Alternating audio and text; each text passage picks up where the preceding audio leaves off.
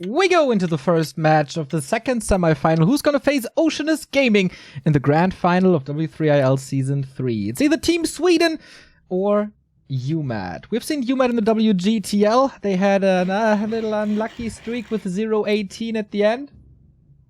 Now facing Team Sweden with their A-team. Thorzane, Scud, Star-Shaped, Lil DC. And who am I forgetting? Scud? Did you say Scud? I said Scud. Anyway, we go into the 2-2s. And this time the overlay, the Warcraft 3 booster is working, so at least you have some indicator. Scud and Thorzane versus Cash and Todd. Cash and Todd, they were playing together in WGTL. Not too successful, but that was with high ping. And at the beginning of the exploration days of 2-2. Good combo, great 2-2 players. What is it that Thorzane and Scud will be playing? Is it the Dreadlord with Mass Ghouls? Is it maybe the Crypt Lord? Because Thorzane says our might cannot be matched. Yeah, coming in with a bit of a mind game early. Is he telling them what they're going to be playing, or is he just trying to make them think that they are? It's no Mass Ghouls, so probably no Dreadlord. It's a Fiend build here, the classic for Scud. Normally this would have been a DK in the past. Is it nowadays the Crypt Lord taken over? Would be surprising if it's a DK to me, to be honest. Yeah, Scud normally is one of those undeads who likes playing away from DK. Farseer, by the way, on the Orc side, that's the hero we're not so sure of in this matchup. Of course, AM first for the humans. And it is DK. Wow, just DK Fiends. Ted Fiends, late hero, so early Fiends as it's standard in 2-2. Thorzane on the other side, Archmage, also very standard. So we expected something pretty crazy, and instead we get the norm. Maybe just on this map. Maybe they save tactics for map 2 or 3. Once again, the system here. If you win the match 2-0, you get 3 points. If you win the match 2-1, you get 2 points. If you lose the match 1-2, you get 1 point. And if you lose 0-2, you get nothing. So first to 8 in the playoffs. We don't play all the matches. Whoever gets 8 points first advances to the grand final. Precisely. Aggressive creeping here by Cash, stealing away the enemy Ogre Warrior camp. That's pretty cool, I like that. So you're gonna have more camps to fall on his side. And Scud here with Fast Fiends, his hero quite a bit later, is gonna have trouble finding the levels. Todd and Thorzane with a mirrored creep route, no surprise there. Gloves and slippers on both. Yeah, indeed. Mirrored items also. Okay. No techs yet. Thorzane still needs a bit of lumber. Has it now. And techs to tier 2 for probably rifles, I guess, or breakers casters. We have an orc tech on the way. Todd is teching 2. Little tech advantage, I guess, for uMaD. Oh, that's around! Thorzane comes in from behind. Todd wasn't looking for a second. And like that, the AM gets surrounded. Oh, and that's the Gargantuan. Wow. Perhaps being given over to Thorzane as well. Great play by the star player for Sweden. But it's a little dangerous to go for. Gargantuan still lots of health remaining. Scud has to come in to aid in the taking of this camp. But it is going to be successful. There's no chain lightning here. Last secured with the coil. Big healing. Nice grab for Sweden. Alright, that's a pretty good opening indeed. Now they're fighting together. Footman versus Footman. Fiends, of course, bringing in a lot of damage. Grunts, not so much. Mass Water Elementals. But Todd trying to retreat. Just Scud and Thorzane super aggressive on tier 1, basically. This is something we see from Orc Human, but not from Human Undead. Yeah, normally Undead always creeping up early heavily, but here the possibility of the Gargantuan steal changed the whole movement. Going over now to the Merchant creep. Level 2 for the DK is very close, and that would be a nice help for the aura. Makes everything a little bit speedier. Lots of footies here by Thorzane, by the way. I guess it's 6. Not too many. A big item here to be grabbed, and of course the Watcher Ward from the Ogre Magi. both want to get that one. Alright, big skirmishes here. Thorzane calling in the militia. Todd doesn't do that yet. So lower numbers for uMaD at this point. 2 fiends for Scud are hurt, but there's plenty of coils left. A player's forces are under attack. And I guess this is all good for Sweden. They buy time for the techs. Thorzane almost finished. Scud has started as well, not too far behind. And not much was lost. Both watch awards still up for grabs. I think uMaD are willing now to concede the bottom left, and Cash is going up to the top right. There's nobody around, so this should be an easy grab for the Orc. Yeah, this is what the Orcs are supposed to do with their creeping power early. Take out the watch awards, but Sweden sticks together. Take out the second camp if... No, Todd is not engaging. Going rifles, that's to be expected. Mountain King second. Okay, no pally. Yeah. I've been appreciating the pally much more recently as well. The Holy Light is always really good, and the Aura in 2v2 is amazing. MK, yeah, Stormbolt is okay, but stunning 1 unit out of a total of like 25, is that so good? And also Clap theoretically can be good, but first you need to get the levels, then you need to get a good position, then you need to make sure that you're not getting killed for it. Player's forces are under attack. It's good deciding to go for the Pit Lord, becoming more and more of a standard as a second pick in 2-on-2 with Howl of Terror, with Cleave, and here we see Cleave first, pushing into Todd's base now, where rifle casters are waiting. A town is under siege. Cast is coming. For Thorzane, we get a Blood Mage and tier 3. Scud is not going tier 3, he's going Slaughterhouse and Temple. Probably for Unholy Frenzy on the Pit Lord. Player's forces are under attack. That's pretty cool. Todd's main breached now. They need to come back here quickly, otherwise all these peasants are going to die real quick. Maybe they can put some pressure onto the Fiends. Stormbolt here. MK got out before the Altar falls, but man, Todd's economy is getting slaughtered by this push. Real unique attempt by Sweden. Yeah, really good positioning. So hard for the uMaD boys to come in here. But now they're getting towards the Fiends. Now the TP out should be used by Scud. Oh, DK gets the Stormbolt on the head, but still has the big potion. Commits the big potion. And Thorzane can chase after these peasants more and more. Mountain King now getting focused as well. He's dropping low, but there is the potion from the shop. 1 Fiend only, I think, went down there, which is crazy. Yeah. Does, of course, cost 2 TPs, but that was probably worth it. It's definitely worth it if you take into consideration that Todd lost the TP earlier. Didn't rebuy it yet. He has to rebuild his entire economy. How many peasants are left? 4? That's nothing. He's super short on gold. This could be just an all-in attack by uMaD trying to get something out of this. But they're still waiting for Thorzane's tier 3 to finish. There's a workshop coming. You're right, man. It's wagons. Necros. Necros in 2-on-2. Dude, are they gonna play Unholy Frenzy mortar teams? That sounds pretty crazy. Dude, that's actually sick though. Frag Shards Unholy Frenzy? I want to see that so bad. That sounds pretty good on paper. Can hardly be nuked. I mean, Chain Lightning, Stormbolt. Okay, I think it's possible. Oh my god, dude, that damage is gonna be so crazy. Oh, this is gonna be fun. I've never seen that before. I guess it's not I'm gonna be having fun then. here. Are you having fun? Yes, Lado, I'm having fun. DK comes in, just donates a coil, and yeah, nicely played around this by Cash. Clause of attack, not that great. Todd, did he get it? Player's Yep, forces Ancient are under Django. attack. Also not the greatest, as this is already provided by the TC. Does he have Flame Strike, by the way? I don't know, I can't see it into Ah, yeah, right. Normally, Thorzane really likes playing with Banish. He's super good with Banish saves. saves. Rifles. So sweet. Now tier 3 by Scud. Man, that's pretty late. Yes, Adept upgrade.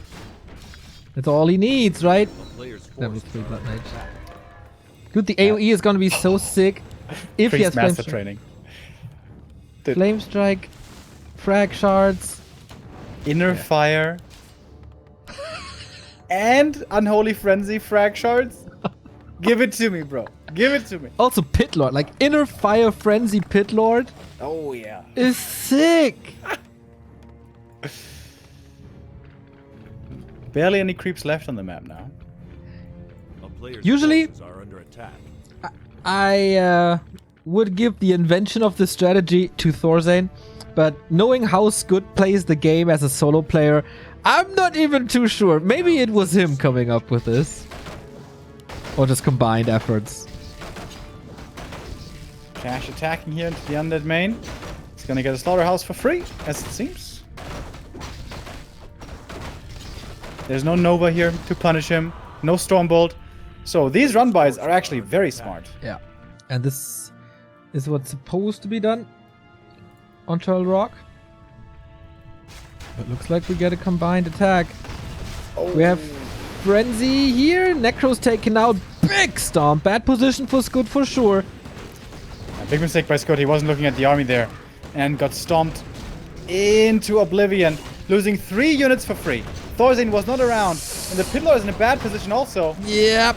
Has a coil, has a big invo. Is stomped now though. Is the damage enough? No, last second. Invo potions to not be siphoned mana from the Blood Mage. Here are the frag shards though. And Flame Strike as well. Stomps are good. Inner Fire. Unholy Frenzy on the more teams. They're doing it.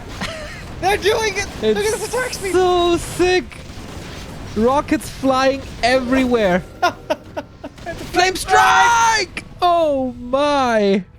Oh my god. How awesome is this? Yep. Strat online. Butts kicked. Oh, Pit Lord pretty far forward. Oh, but the Siphon now on the DK. Endless coils. Endless coils. Jesus, how do you play around this now? So much damage. And the Blood Mage against both MK and TC on the enemy side. So good also. A player's forces are under attack. That's just so cool. Sick. That's a terrifying army now. How do you play against this? Close to level 3 Pit Lord. Trying to come in with a sandwich here. Cash from the left, Todd from the right. Maybe like that they can catch the mortar teams. Okay, Howl of Terror again, Stomp as well.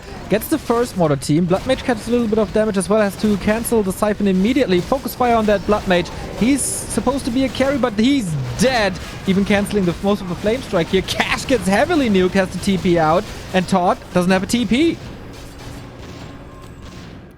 How cool to see this combo. Like 2 races combining their strengths.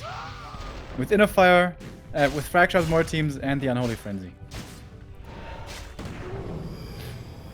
We haven't even seen Inner Fire yet, by the way. Yeah, this is not my final form. Okay, Pit Lord in front of everything. Howl hits a lot. Lich, though, getting caught off guard. We know there's endless coils, but there's a cooldown for sure. And Zap seals the fate of the Lich. Pit Lord level 3. A double TP out. This 2 and 2 is going back and forth. The Mortar teams took out the expansion here quickly. A player's With the damage that they now have, that goes pretty fast. Would love to see some damage upgrades for these mortars. So far, we have none.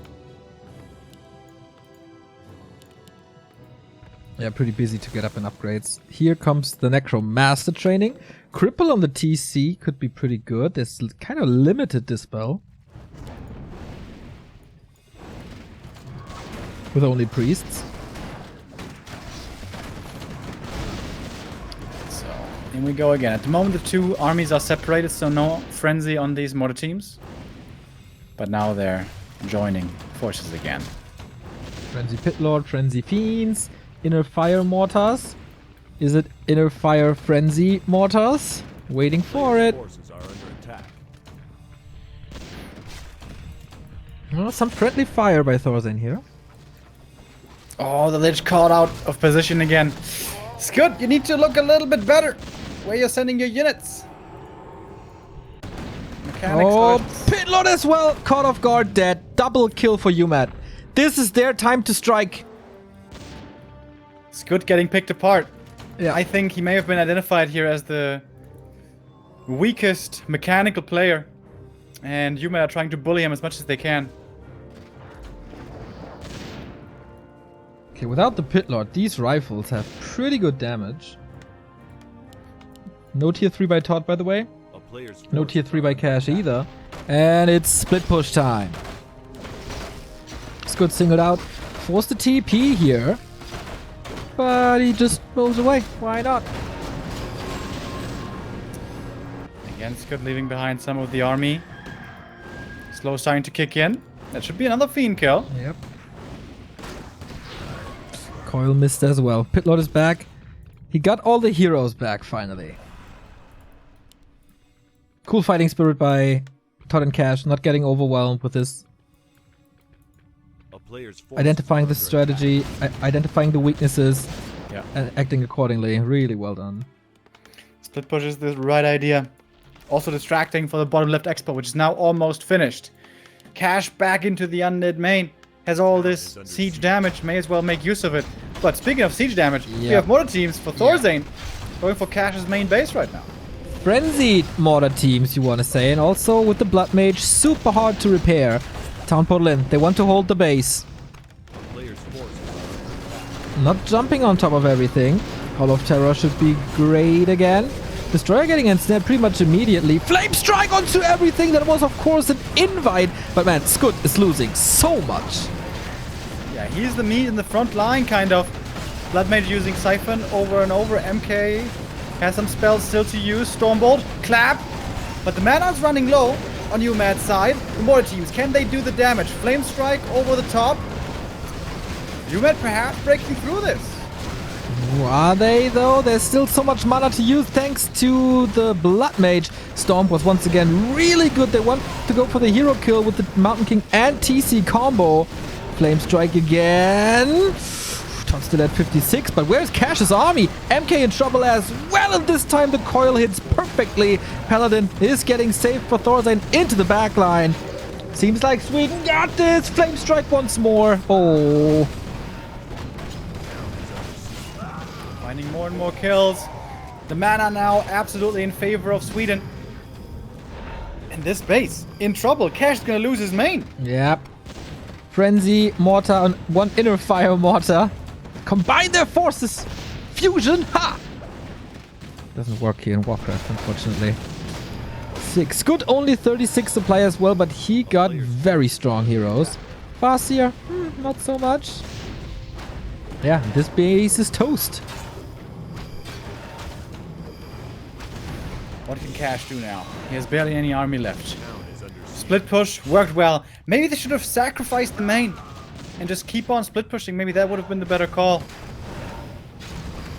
Thorzane again carrying in the late game with triple hero, with the mortar teams.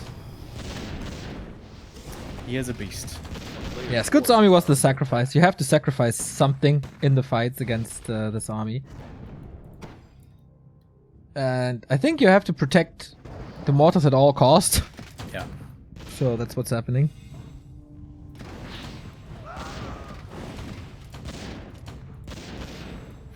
Pitlock close to 4. Lich not too far away from level 3.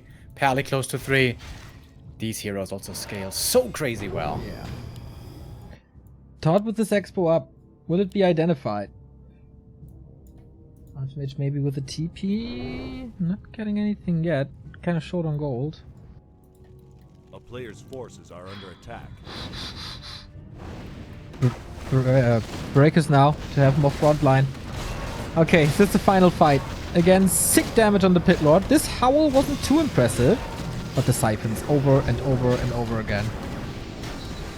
Nova in the back, a flame strike on top would be doing great damage. Oh, these mortars, man! Oh my god! It's so sick! It's so sick! GG!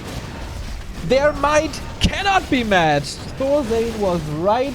They take the lead after the first map of this clan war.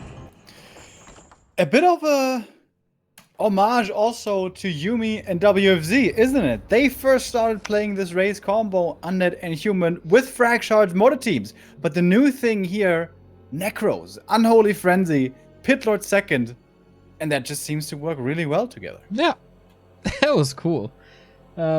Maybe communication at the end not the greatest for uMaD. Like the Posey, if you have to TP into this push, this is an invite for all the AoE. For Howl, catches everything. For Flame Strike, pretty much catches everything. You can't kite against it.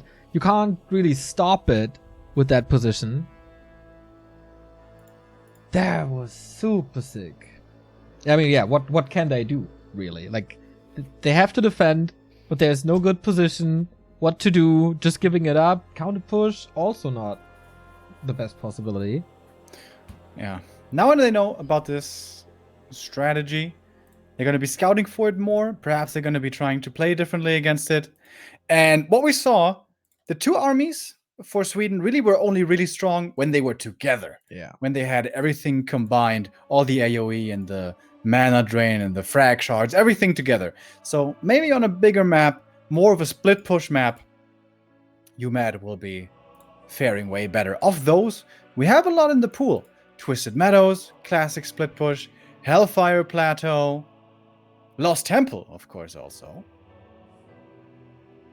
We'll see what is chosen now. There's 2 vetoes now for Sweden maps that they can eliminate. Nullwood and Twisted. All right. And then the choice lies with uMaD where to go next. Would love to see Circle of the Fallen Heroes. Haven't seen that in forever. Yeah, it's always vetoed, as new maps oftentimes are, if it's not determined as the starting map. Yeah, usually we always go for the old maps. Time for Todd and Cash now to pick. I think LT would make a lot of sense. I think so too. But then, like, you can't really expect them to play this again. You shouldn't. I think next game will be, like, according to the map, like, should be Dreadlord Ghouls. If Scud has played that before. We don't know that. Is he experienced with that? Yeah, everybody can play Dreadlord Ghouls. I mean, it's not that hard to micro once you have Dreadlord Ghouls and like A-bombs, but having the right timings, knowing what to do at what stage in the game, when to defend. Thorstein can tell him. And Thorstein can just micro both armies at the same time, can't he? I think it's pretty much what's happening. Yeah, it's just Scud on the Scud's name on it. Scud throws the coils, maybe. No. No? No. Okay. Only the one he misses. Can't wait for my Thorstein shirt coming next week. Maybe in time for the finals. Wait, which unit does he have on the Water shirt? Elemental. Water Elemental. Okay.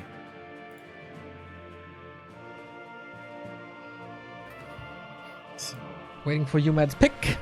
Wouldn't a Blood Mage have been much better for him? I feel like Blood Mage is like a standout hero. He also plays Pally Rifle, so maybe Rifle. But Blood Mage is really what makes him win those games, in my opinion.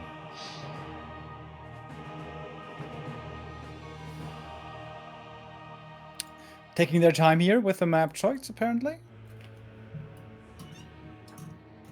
Yeah, I think Zach. Thank you, Buzz Lightwork, for the sub, and Swift for the 4-month resub. Hellfire Plateau and Lost Temple out. Wow, they veto LT. Maybe aware of this Dreadlord Ghouls. So we have Circle and Hillsbrad left? Yeah. Wow. The 2 newest maps left in the pool. I like it. Hillsbrad it is. It's gonna be something new. I haven't seen these maps in forever. They are both part of the ladder. It's the separated one. Yeah, where the north is brown and the south is green. Yes.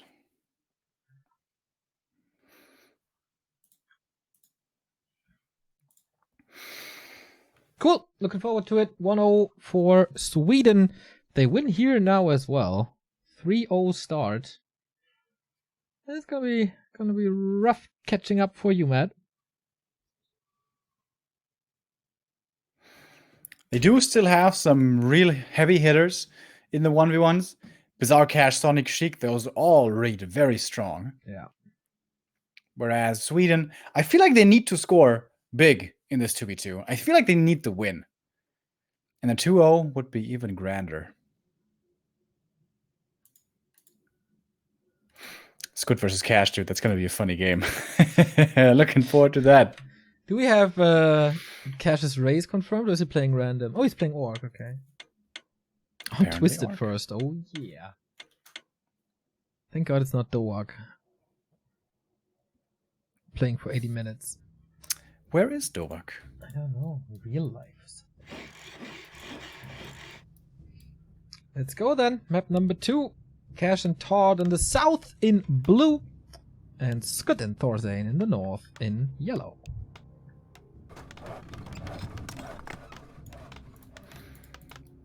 On this map, it's the same as on Twisted, where like the two teams can be spawning both on the right or both on the top, both on the left. Like it's random, right?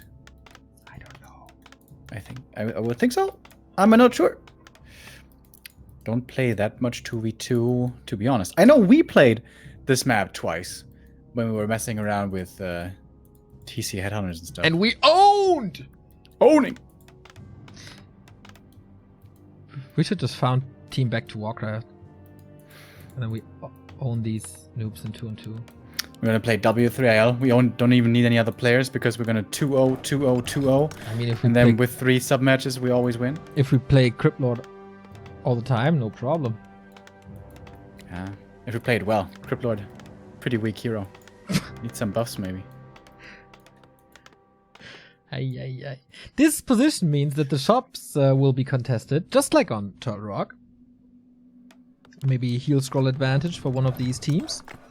Todd goes Archmage again, and Farseer again. We have an Archmage again, and a Dreadlord. Dreadlord. Okay, cool. Dreadlord Ghouls indeed. That basically means A-bombs, no? That means usually expansion mass ghouls into tier 3, yeah.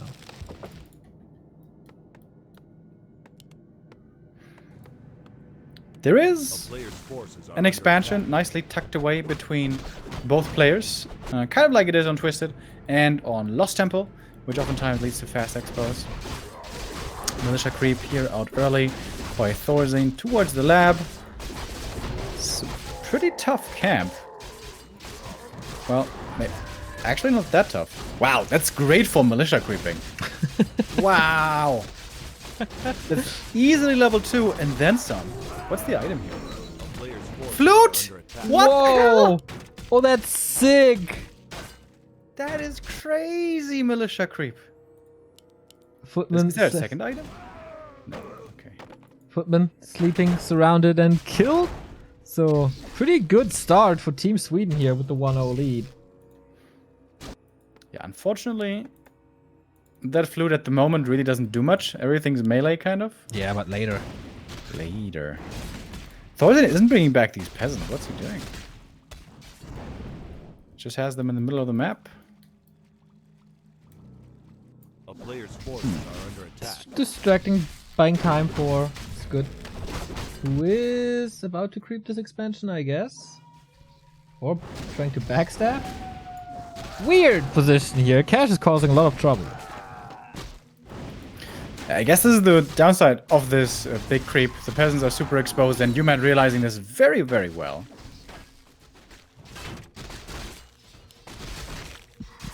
Oh, sleep on the Farseer. Can they get this around?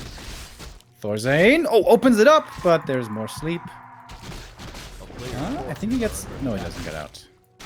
Again an early TP loss for uMaD. Just like in game 1. Even earlier, I guess. But Todd with a big tech advantage. That's half a tech. Long tier 1 phase for Sweden. And Scud is creeping the expansion now. Should be easy for him to do. Should also be Aura maybe? Or I guess Carrion.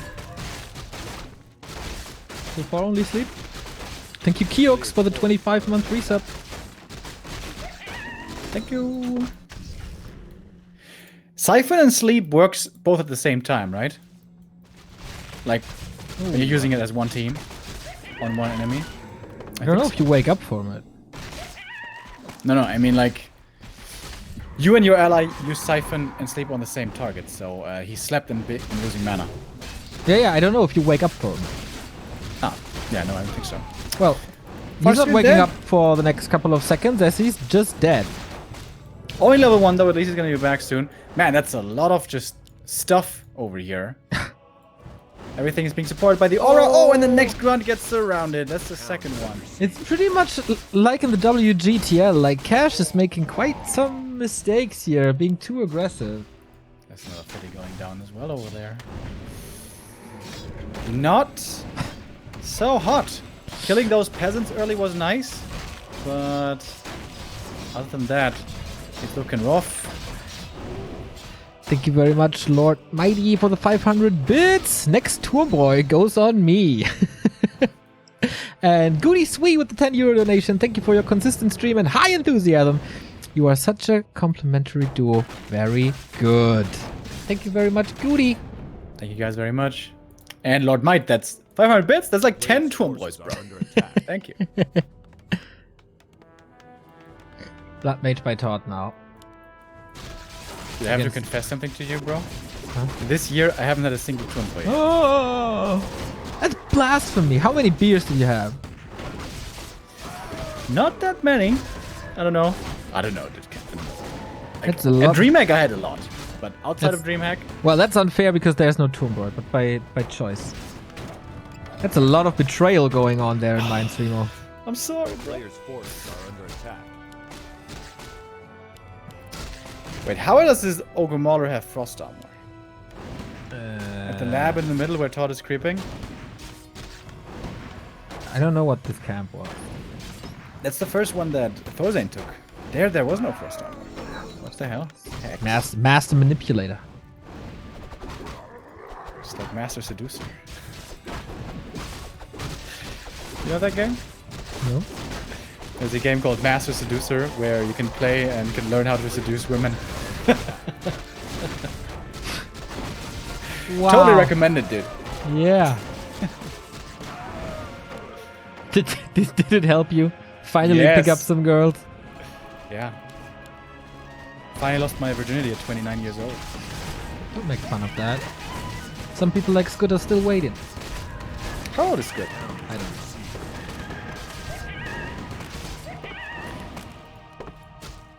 Not too young to get a tattoo, though.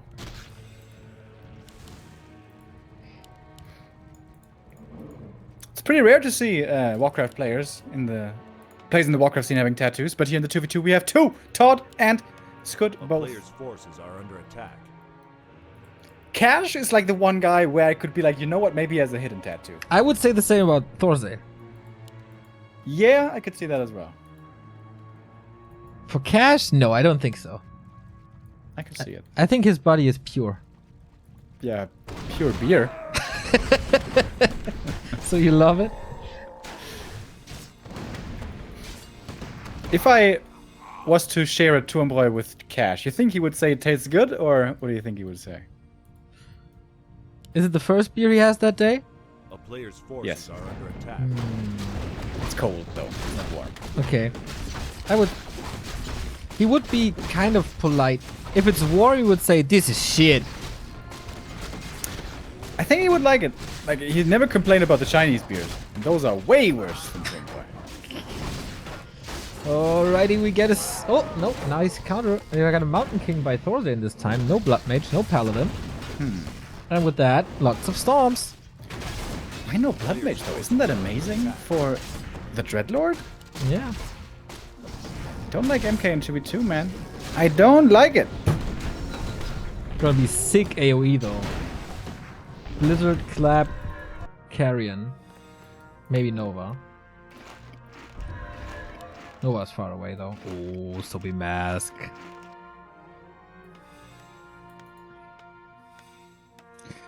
Okay. We're on 3 bases each. Is that triple slaughterhouse? That's triple slaughterhouse. Okay. That's good. Going for the run by into Todd's main. There must be Hadouken! Yeah. I know that Todd thinks Dreadlord is way too strong, so he's not amused by this little run by over here. Yeah, oh, better Next position. Hadouken ready. Boom! And these ghouls are disposable. Level 3 Blood Mage is there already. Level 3 Archmage as well.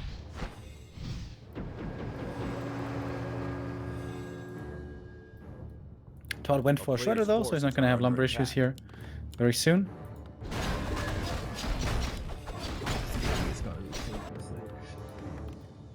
It's cash building. Kodos, walkers. But Todd is just rifle cast. Okay, it's going tier 3. Oh wow, that's a lot of ghouls by the way. Holy smokes. How many is that?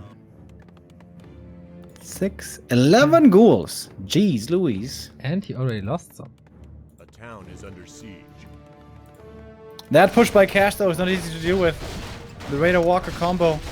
Hitting at a time when Sweden is taking to tier 3, both of them. Perhaps the Greed this time getting punished. And they're both pushing at the same time. This seems pretty smart. That's well communicated as well. Not a single abomination yet. Had no sleep anymore. Flame strike by Todd. On all 3 production buildings. Thorstein is home now to defend. Level 3 2 heroes only. Needs Frenzy and A-bombs and these stuff really quick. But from all these production buildings, it goes pretty fast, which is good. Chain Lightning kills Footman only. Thorstein seems to be able to hold. How long will Todd stay in this? He's not doing like serious damage at the moment. Oh, that was nice. TC surrounded. No mana.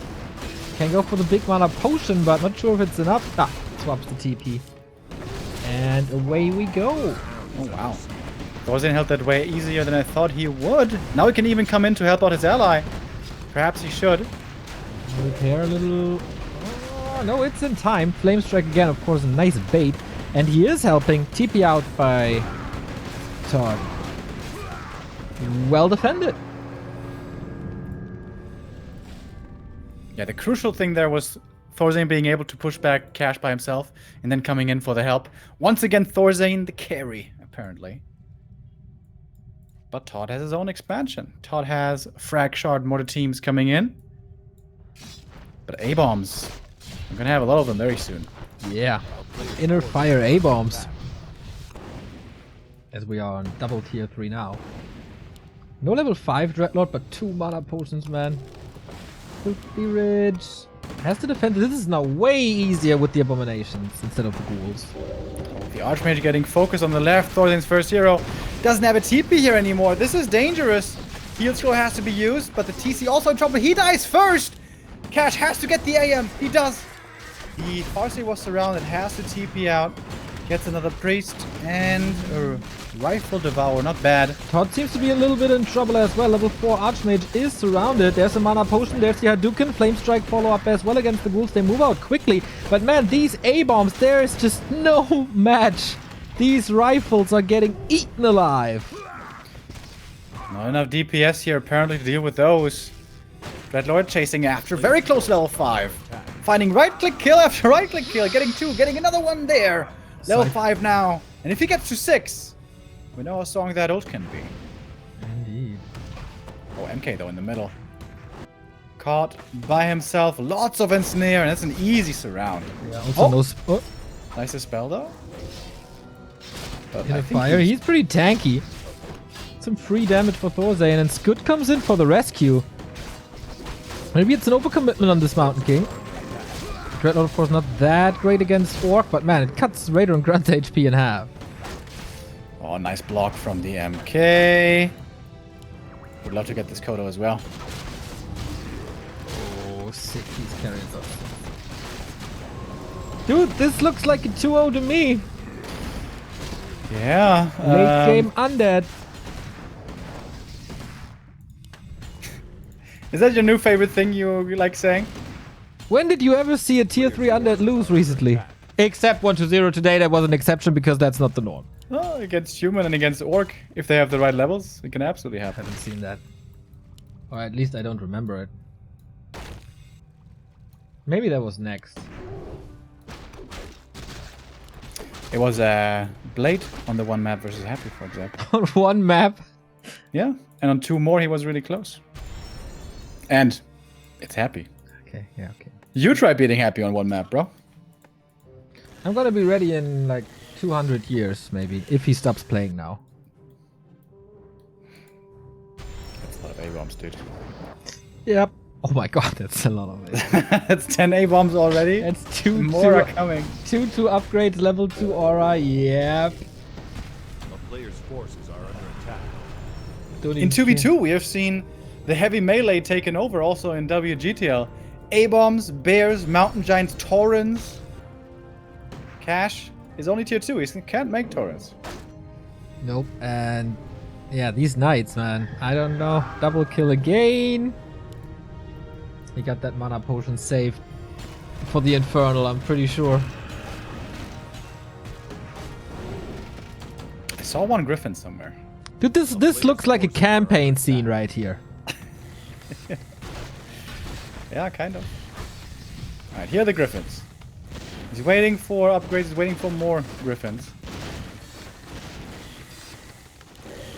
Thorzane just going still. Inner fire rifles with a triple hero. Nothing too fancy there. It's good TP's back. Doesn't want to fight against the griffins. Right, forgets an abomination, but that's, I guess, Players' alright. forces are under attack. How much gold's left? 4,000. Cannibalize helping. 6,000 at the expansion. Gyros now. There's not much against the gyros.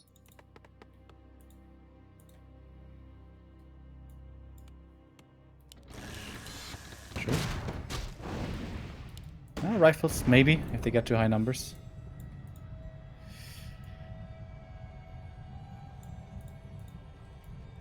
A player's forces are under attack. Kind of worried for Cash. He's still tier 2 only. He won't be scaling so well. He doesn't have a third hero. He doesn't have tier 3 tech. And Thorzane just retrained into Blizzard. Yeah, is it Clap level 2? Or he will be level 4. Is it Clap? Should be Clap. Must be Clap in 2, right? Yeah. So, as I said in the beginning, this AoE is sick. Doesn't affect the Griffins, though. Todd has to carry now. Stomp to scare his opponent while being 10 meters away. That was a little weird. A player's forces are under attack. Gets the first grunt. Thorzane wants to keep up the pressure. Man on the MK is kind of low. But here now comes Scud, and that's a big double army attack here. Todd has to come save his ally. Oh boy. That destroys as well. Yeah, Todd and the Griffins. They have to hold this. Here they are, but it's only 3. Carrion Swarm held pretty well. Alright, Blizzard on the other side as well. It's AoE all over the place. Oh, and the Flame Strike. Oh my god, so much damage. The Priest basically instantly taken out. But the Gyros against the Griffins doing a great job as well. Dreadlord is level 6. Does he need the potion? I guess he does. Here we go. Drop the base. Burn it all. TC is super hurt as well. And the focus fire on the Infernal just isn't there. The AoE is insane. TC falls. Blood Mage will follow. Archmage is super hurt as well. Ooh, nice Divine Shield. Holy Light. 2 heroes, 2 first heroes about to fall for Todd. The Blood Mage gets saved for a second, but it's GG. And another Farseer falling there. 2-0 for Sweden. 3-0 lead in the clan war. Skutzane undefeatable. Damn. Looking really strong there. The Swedes 2-0. 3 points. With some cool strats as well. Frag Shards, Mortars, with Frenzy, and then the Dreadlord Mass A-Bombs that we've seen before with an expansion. And the strength of Orc Human, this strong tier 2 push, never really was able to be played to the fullest there by uMaD. Yeah. That wasn't the greatest, to be honest. And yeah, you know this is kind of coming. How do you react? I think you react with a lot of magic immune stuff. It's hard for Orc, though, to do that. I don't think they expected Thorstein and Scud in the 2-2. I think that was a really nice surprise seed by Sweden. Yeah. Absolutely. 3-0 lead. A lead that perhaps they need, because the 1v1s coming up after, there's a very strong lineup for uMaD waiting in the wings. Sheik, Sonic, Cash, and Bizarre. Kind of reads like a who is who of the European top players. Against Sweden's, Thorstein and Lil DC are certainly very strong, but Star-Shaped and Scud, they may have a bit of tougher of a time. Indeed. We got these following 4 matches coming up. Sheik vs Star-Shaped, Sonic vs Lil DC, Cash vs Scud, and Bizarre vs Thorstein. We go into a little break and then we're back with W3IL Semifinal number 2. Let's go, ladies and gentlemen. We got the first one-on-one of the clan war coming up. Russia versus Sweden in Cash versus Scud, starting on Twisted Meadows. 3-0 lead for Team Sweden after the 2-2s. Scud there, super successful with his ally Thorstein. How good can he be without the Swedish king of Warcraft? Yeah, uMaD now need to start a comeback train. And right here is kind of where it's supposed to happen. On paper, this is supposed to be the biggest outmatch. Cash, world-class player oftentimes, one of the strongest in Europe, always has been, against Scud, who is a good undead player from Sweden, but isn't supposed to be on the same level. Cash here is supposed to bring points home for his team, ideally 3.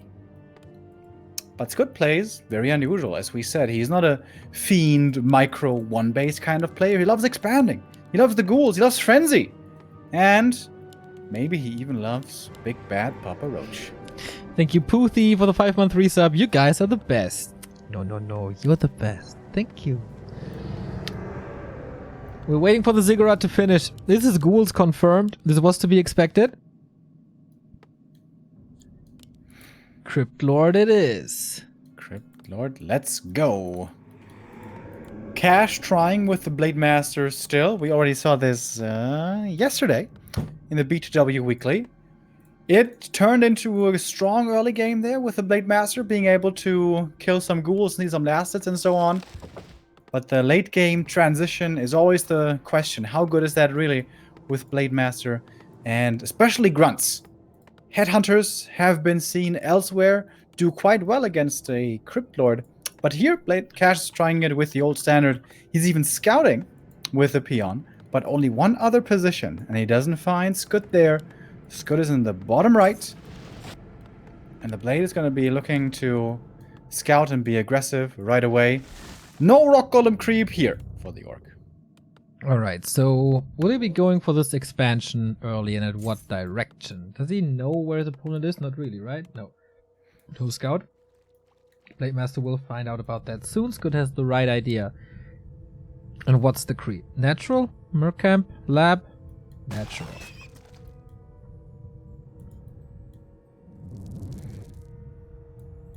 And now the Blade Master knows. In theory, he should be able to see a lot of last hits.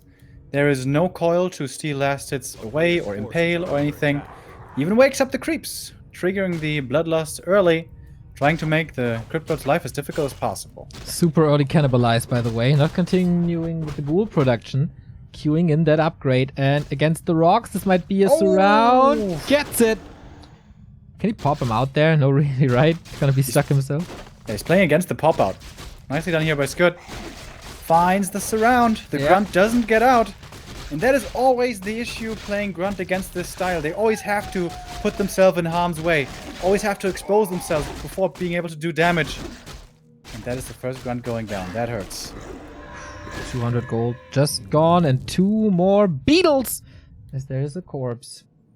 Tier 2 tech, so it could just be an expansion fake out. Cash teching as well. And speed scroll committed. This looks fairly solid for... It's good so far. Reveals the blade again. Wants to ensure the last hit here for himself. That's good. But Cash is playing nicely around it as well. Not exposing himself. Oh, barely misses the last hit. He gets the item at least. It's a great one. Ring of Regen at that state of the game is wonderful. Oh, it's a surround though. Scud with a crazy surround. Oh, and he keeps it close.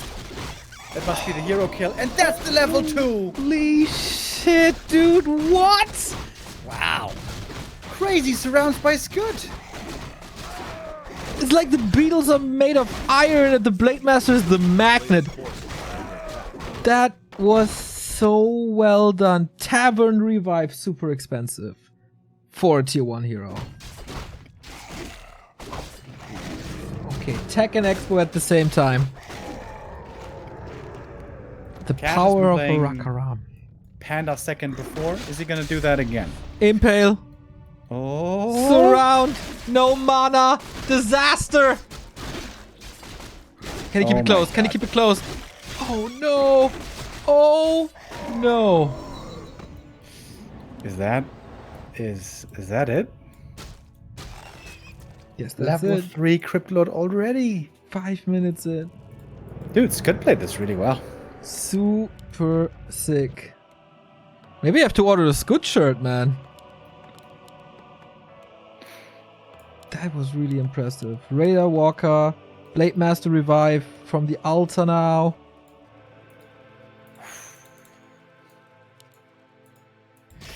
How to get back now? This is such a disaster, dude. And the crazy thing is, Scud, realizing the Blade Master was going to slow down the expansion as much as he did, he actually teched in the meantime. Forces are under Scud is attack. tier 2 already. He's getting bonus experience now for his Crypt Lord. He can already add a DK. And he can go to tier 3 really fast. I thought it would be going kind of well for Cash as the creeps were attacking the ghouls and all the summons all the time. So there was a lot of damage on the undead, but perfect reactions by Scud. Yeah, that was some world-class surrounds right there, man. That was crazy. First the Grunt, then the Blade Master, then the Blade Master again. I mean, the third surround was easy with Impale. But before that... Sick!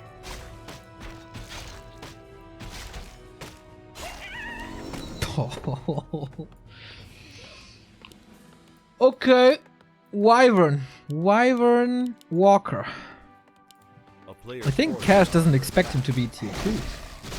Yeah, I don't think so either. And I don't really blame him. This tier 2 is so fast. It doesn't normally happen like this.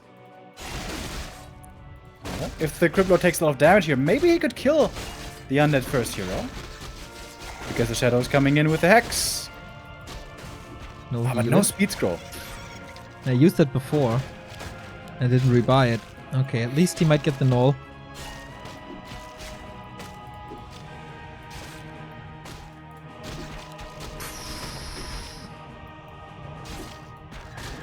Oh, playing with fire. Spirit Link in now, that helps. Wants to get this hero kill. Beetle's trying to counter block. Oh, he's almost stuck there though. The next Hex should lead to a kill. Yes! Cash fights his way back, a little bit at least. Alright, that's a big one. Cash not giving this up. His early aggression has not paid off a lot in the past, but this time... Well, this time was horrendous, but he's not giving this up. Kills the null. A player's Tier 3 by forces are Cash under as well. attack. Orb of Lightning, of course, insane against the Crypt Lord.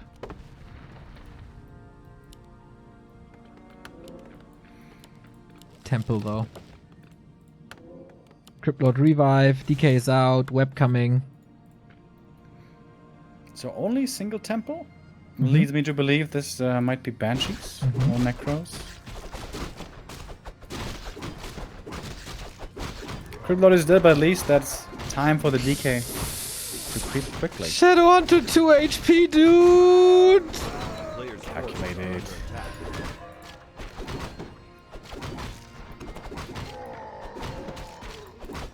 Blade Master bringing back more healing from the main as well. He's gonna get level 3 here. Ring. Not the greatest. More creeping for the Unholy Aura. Wyvern sees this soon. Gets the last hit, it would be so sick, but Oh, there web. is web now.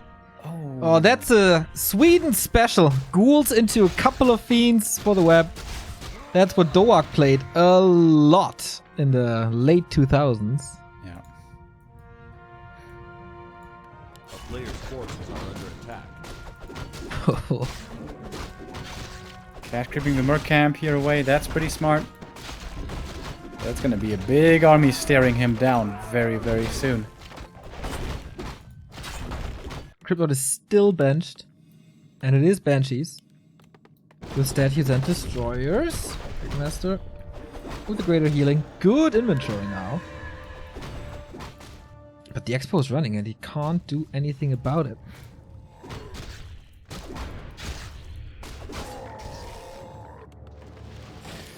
Is a tiny great hall time. A player's force. He doesn't need too much more gold until he has it.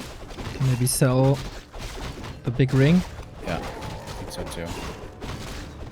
Rope for the shadow, not too bad. And level 3. That's good as going into upkeep. 55 now. Lich coming. He's gonna be up at 70 here in no time. Alright. Peons moving over. Shadow Hunter's gonna bring the tiny Great Hall. More creeping. Sobi Mask. Nice. And the Orb is ready for faster creeping. Can't really engage into this against Impale. Claws for the upcoming Lich. Second Temple. Ghoul Frenzy. Destroyer form. This is gonna be a big power spike into this tiny Great Hall.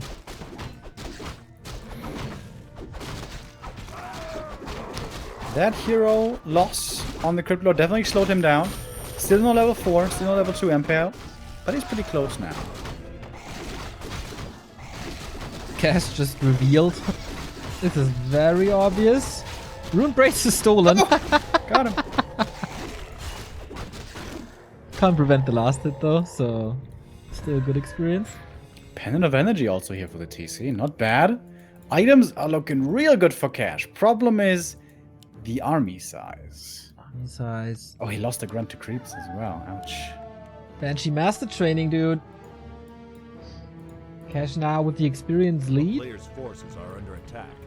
3-3-1 heroes. No big crits though. No big stomps.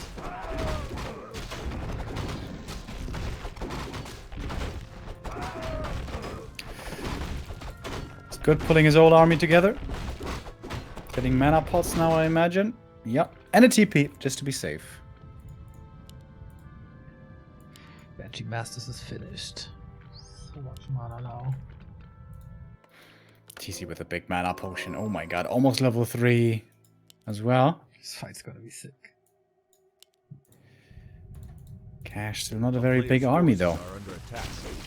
Blade Master also hasn't seen this push in the approach. So this is gonna come as a surprise.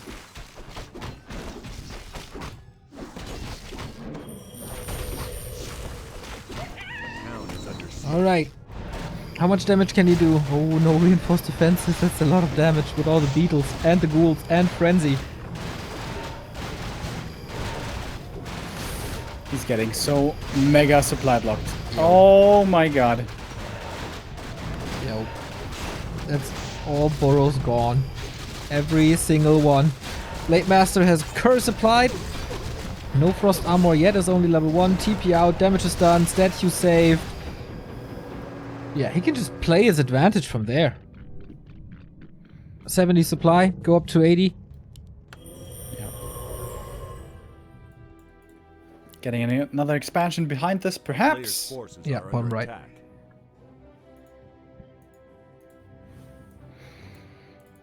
And Cash, man, he's so out of lumber.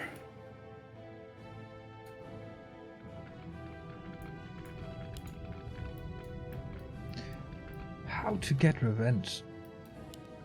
Push into an undead base is kind of suicide. But if he doesn't keep Skirt busy, he's just gonna do this over and over and over again. Wants to take a smashing fight. He's got strong heroes. He's got great control, Cash. We know that. But he's fighting against a 20 supply advantage. Yep, and he dispels the Spirit Link. That was obvious. Goes for the Blade Master. Doesn't have the craziest damage.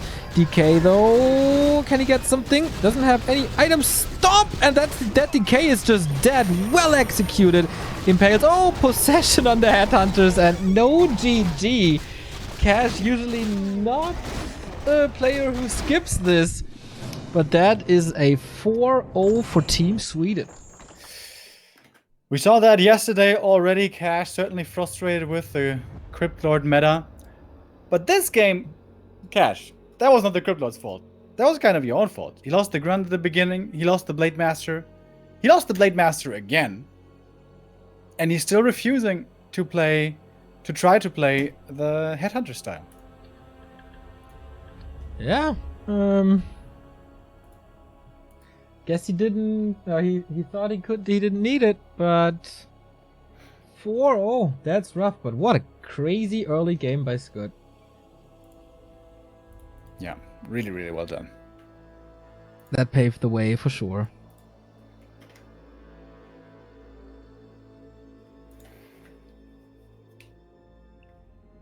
Yeah, yesterday his GG was basically nice patch. 2-day, no response anymore.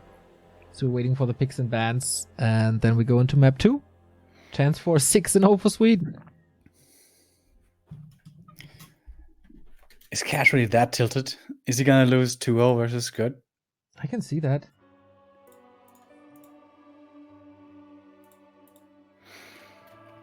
He's gonna have a better map now next. Priority number 1 should be make it as hard of an expansion for Scud as you can. So, Amazonia and Concealed normally would be the maps for that. Northern Isles it is. Terranas and LR out. AZ and Echo out for Scud. Vito's Echo. That's weird. Okay.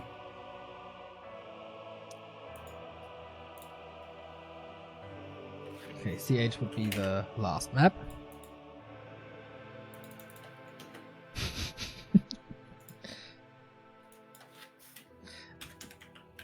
Did we see a Crypt Lord lose in the past 2 weeks? Yeah. Blade versus Krav, for example. Ah, yeah, Blade was pretty good.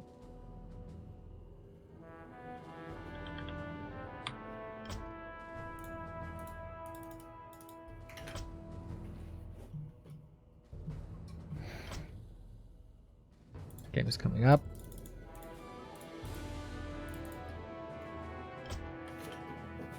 Oh, there we go. Northern Isles.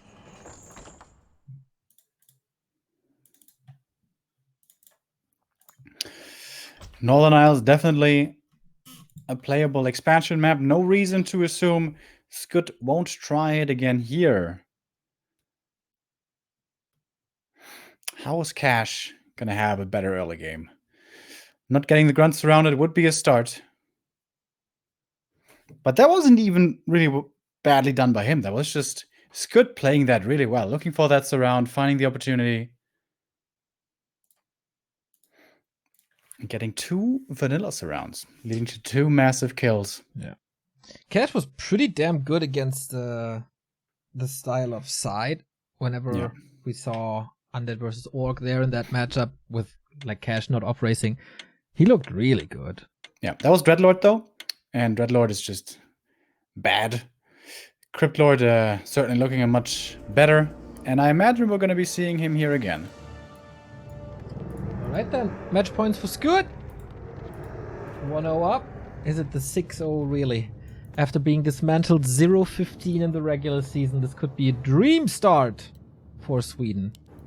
If they make it into the final, it's a rematch of the Season 1 final, as Oceanus Gaming is waiting there.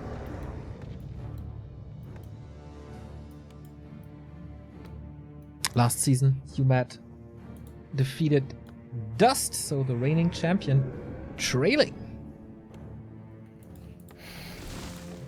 And Cash is playing the same opening again here, it seems.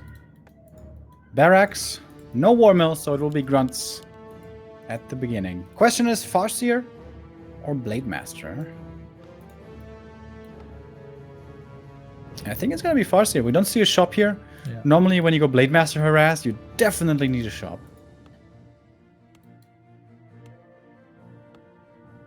And there it is.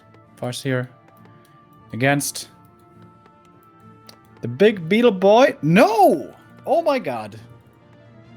It's Death Knight. DK, okay. Also, one Ziggurat only. Head Fiends then. Oh no, there's the Ziggurat. Okay, so DK ghouls.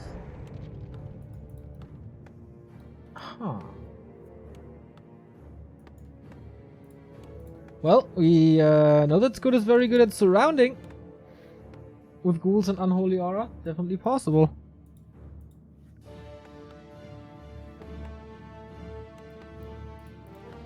It's gonna be a lot of pressure that Cash can put out early here, though. 2 borrow tech. Scud sees this. Sees no shops, so he knows it's gonna be Farseer. He should know it's Farseer. Second borrow as well. I think this gives the shop. Can't afford that. Wolf summoned and off we go. Is Cash creeping first? Oh yeah, he is. Green camp first at the new orc opening on this map. DK is also moving out of the map. A Tries to player's last hit forces this. are under attack.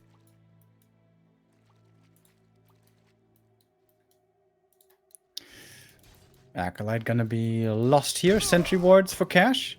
Gonna provide some good vision. Good, just dodging the Farseer. Gets the warriors, and now what?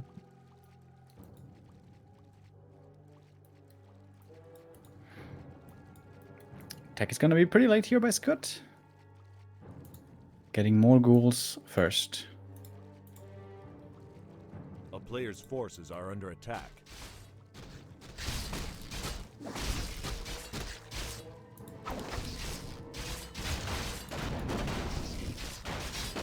But does now start the tech. Okay.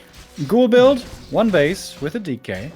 As I said on Twisted already, old school Sweden style. Almost around. That was close.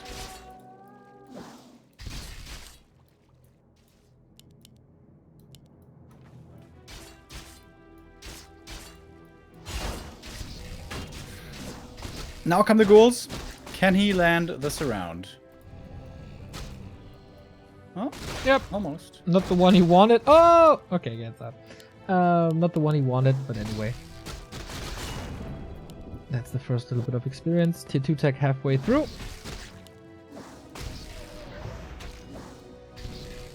Oh yeah, that grunt is stuck. Oh, got him. Oh, but lets him out again. Blocks him again. Lets him out again. Blocks him again. Wow. He got him. Okay, good trade. Not for free. Cost some mana, cost a ghoul. But the grunt's gone. Wow, gets the next one. Oh my god, Scud. What the hell? Needs the coil, but the coil is there. There's some Euro players. They're just so good with ghouls, it's unfair. Oh! Oh! Ah! Oh! Oh! Oh my god, so close. That wolf did a little jump there. Good damage on the DK though.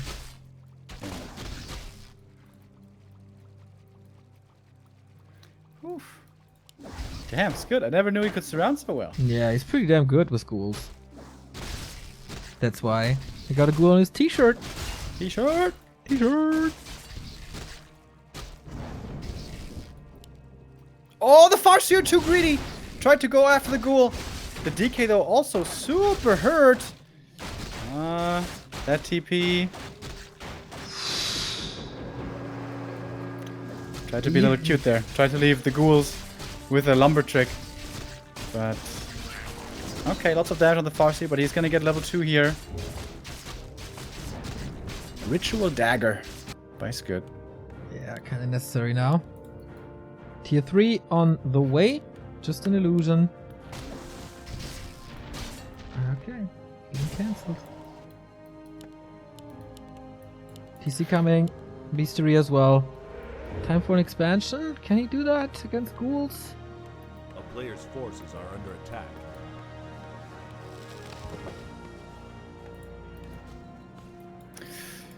2 now for the DK. The aura helps. Oh, and Cash. Does he want to get the hero kill here? He could get the ghoul easily, but he doesn't want that. He wants the big boy.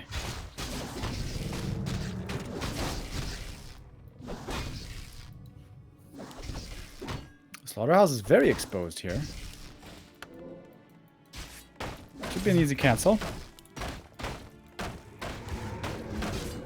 Lich is coming, but too late. Can't threaten this around with everything so hurt.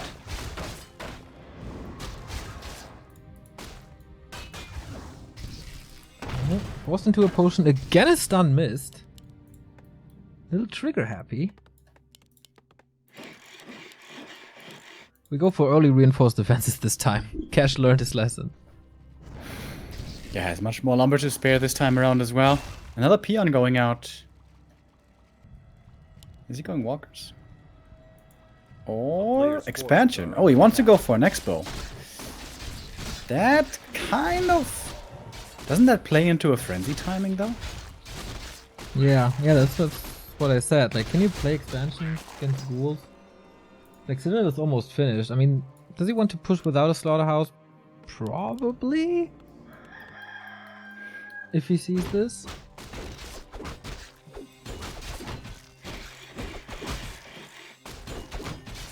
A player's forces are under attack. Yep, tier 3 only seconds away from finished. And this Great Hall still takes more than 2 minutes. Level 2 now for the TC. Would love to get to level 3 quickly. In the middle, there's lots of experience to be gained. But is he going to be left alone to get that experience? Seems like the answer is yes. Oh, but Cash wants to be aggressive. Looking for a creepjack, perhaps. And that Lich especially is looking mighty hurt already. Can he hit a good stomp this time? Got ensnare. Nothing really to save him. Coil, but... Oh, is he going for Zeppelin? Sweet. Oh. The great escape. The 2 ghouls will be going down here with the stomp. Maybe.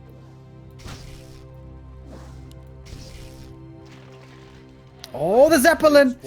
Scott not playing it safe, not going above the water. That was a big mistake. The Lich's going to be exposed in that position as well. And that Lich is definitely dead. Okay, yeah, Coil is far away. Another stomp. He's engaging into this. This could be his Waterloo, to be honest. Raider falls for this.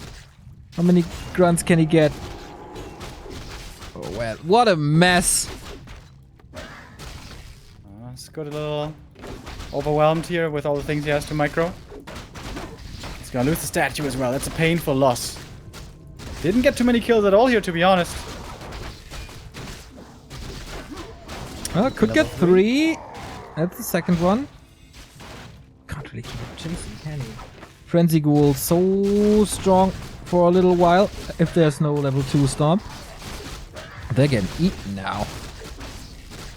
Right, aiming for the hero kills, but that is not gonna work, especially with the TP. And the DK is surrounded. And the DK is dead. GG. No Crypt Lord, no competition! As Cash gets the first point for uMaD. 4-1. Yeah, I think there was still something possible. I'm not towards the end of that game. But with that early game, that game could have been playable for Scud. But he tried to get a little bit too cute, lost a little bit too much HP on the DK, and then losing the TP, losing the hero. But if he had just transitioned a little bit better into the mid game, could have been possible even with that style. Once he got the DK so low, game seemed pretty easy for Cash. Good decision to push during this expansion to buy some more time. And then it turned into an absolute catastrophe for Scud. I was also a little lucky by Cash. If he's just like a few seconds later, or if Scud finishes that camp a little bit faster, then falls back, then gets Frenzy, then gets the Orb, and then suddenly this is looking very bad for Cash. So was a risk as well, but it worked out there. And now Concealed Hill is the last map, right? Absolutely true. Game is up. So is this the start of the comeback for uMaD? Or will Sweden still move away? If Scud wins here now, then the next 2-0 would be the victory already.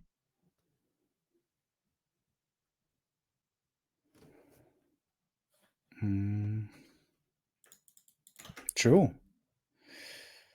For Thorzane, that could be doable. Maybe even for Little DC. Yeah, Little DC was crazy in Night Elf Mirror. Defeated Foggy multiple times, but we'll go into this in a bit as we focus on Cash versus Good. The decision who's going to take the second series of the day. Scud, man, he could leave with 5 points. 4 points already an accomplishment for him. Cash reacting pretty nicely on Northern Isles, and now CH.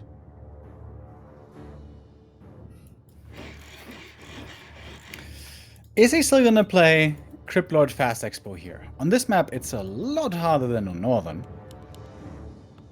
It is doable, I guess. Not easy, but perhaps doable. It's not like Amazonia, where it's completely impossible, I would say. And we do see the Ghoul build again.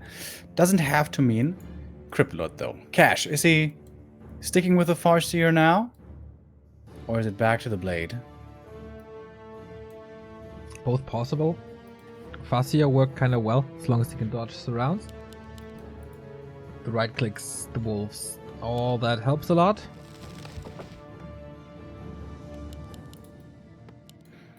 Alright, it's good waiting for the Ziggurat. What do we got for Cash? Farseer it is, I like that. Seems to be more successful recently.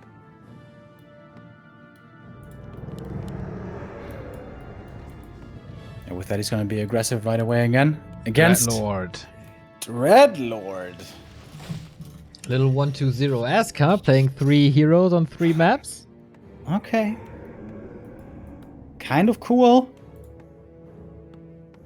But also definitely the weakest of all undead starting heroes. Sleep can nicely be countered by faster attacks from range. With that, surrounds might be a little harder. But yeah, expansion, mass ghouls into a necro push, right? That should be the goal. That should be the play. Yeah, or just do it like side. Why Or make ghoul multiple flood. units when you can just make Yeah. one unit? Yeah. Just frenzy ghouls, quad crypt, something like that.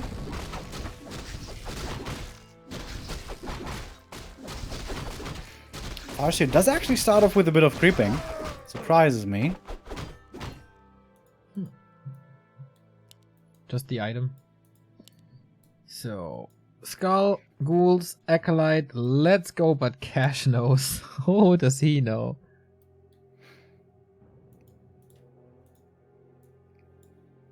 Second grunt already on the way. A player's forces are under attack. Yeah, it's good. I don't know about this. Okay, sleeps around. This is gonna be his plan. Can he get it? Oh, needs to Second sleep him check. again. Counter surround. Super fast counter surrounds. Oh, but he didn't get the counter surround, really. Farseer is dying. 100 experience to this Dreadlord right away. Oh, can he get the Ghoul as well? Or is he getting too greedy again? Heroes soon to be back. These counter surrounds are pretty good. This move on the is pretty good. I think he should just be creeping the camp. Get on the skeleton here. There's a sheep. Creep the camp. As good as getting distracted a little too much. Yeah, there was a lot of time. Farseer is back in the second.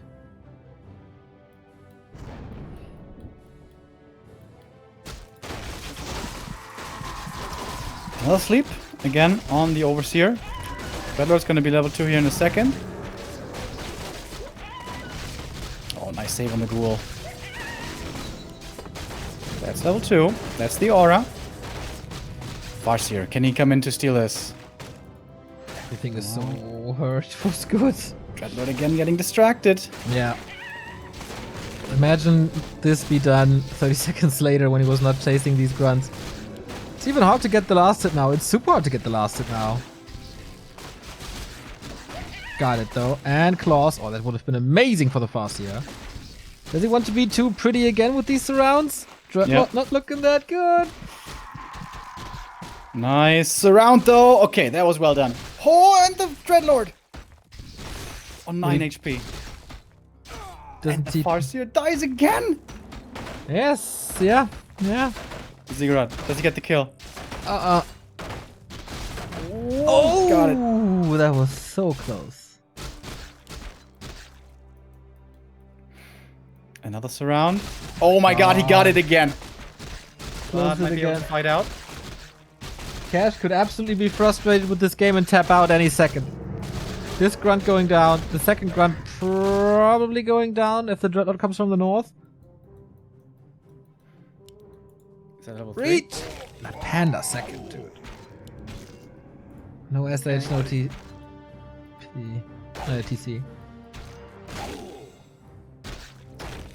He wants this grunt so bad.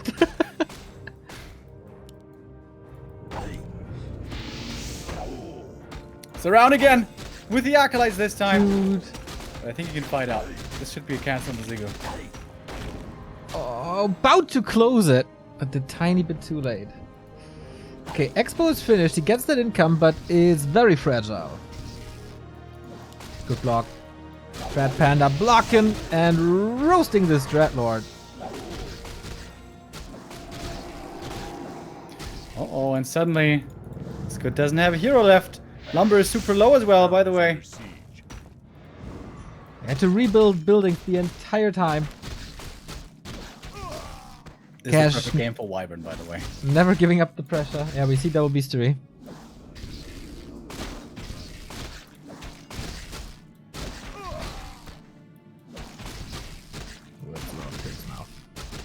Two kills on the Farseer, but only level 1. Doesn't really matter. Feels good. But it was the right decision to not use the TP, I feel. Dreadlord back, number 3. No mana. Almost no mana. And that's the issue with playing Dreadlord with this expansion. When he gets to 3, he doesn't really have a great power spike. He can sleep 2, okay. But it's not that good. And he's taking a lot of damage again. Panda's back soon.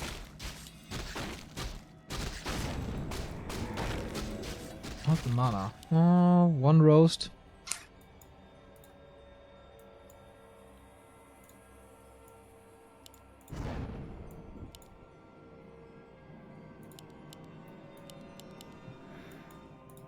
Still no tech though for Scud. He's still super low lumber. Oh, surround again on the Panda, but he's fighting out. Oh my god, he's just living and dying by these surrounds. Yeah, he has nothing to operate from range with. He needs these rounds and finally gets the tower up.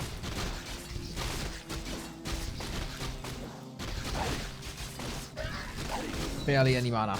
Now, Drunken Haze. Dreadlord's trap. Doesn't have a TP. Oh! Waiting Can for he the escape ensnare to this? finish.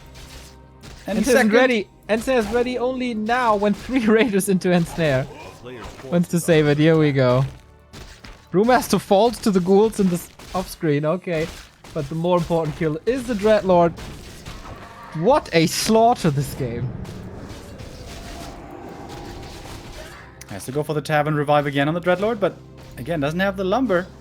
Getting him from the altar instead. Level 3, Farseer. And that's a lot of raiders right here. Can he hold without the Dreadlord again? Doesn't have the resources for Tavern revive. So many raiders, so much siege damage. And not so many ghouls. You really want to have a flood of ghouls. That's not happening. Problem with ghouls always beyond the early game without frenzy, they don't do much. And you can see here, it's so easy with the raiders to micro against them. Ensnare 1, focus it, pull the other ones back. Yeah. If you're as good as Cash is, that shouldn't be a problem. Only if you're lazy. Or greedy. Oh, loses 2 of them. And that's 3 raiders gone. Oh boy. Okay, 2. Level 2 wolves, so good now. For a long time. Second crypt only now. At 9 minutes. Looking good for Cash. That's gonna get the cancel here as well. More and more ensnares. Panda's back. On his way already.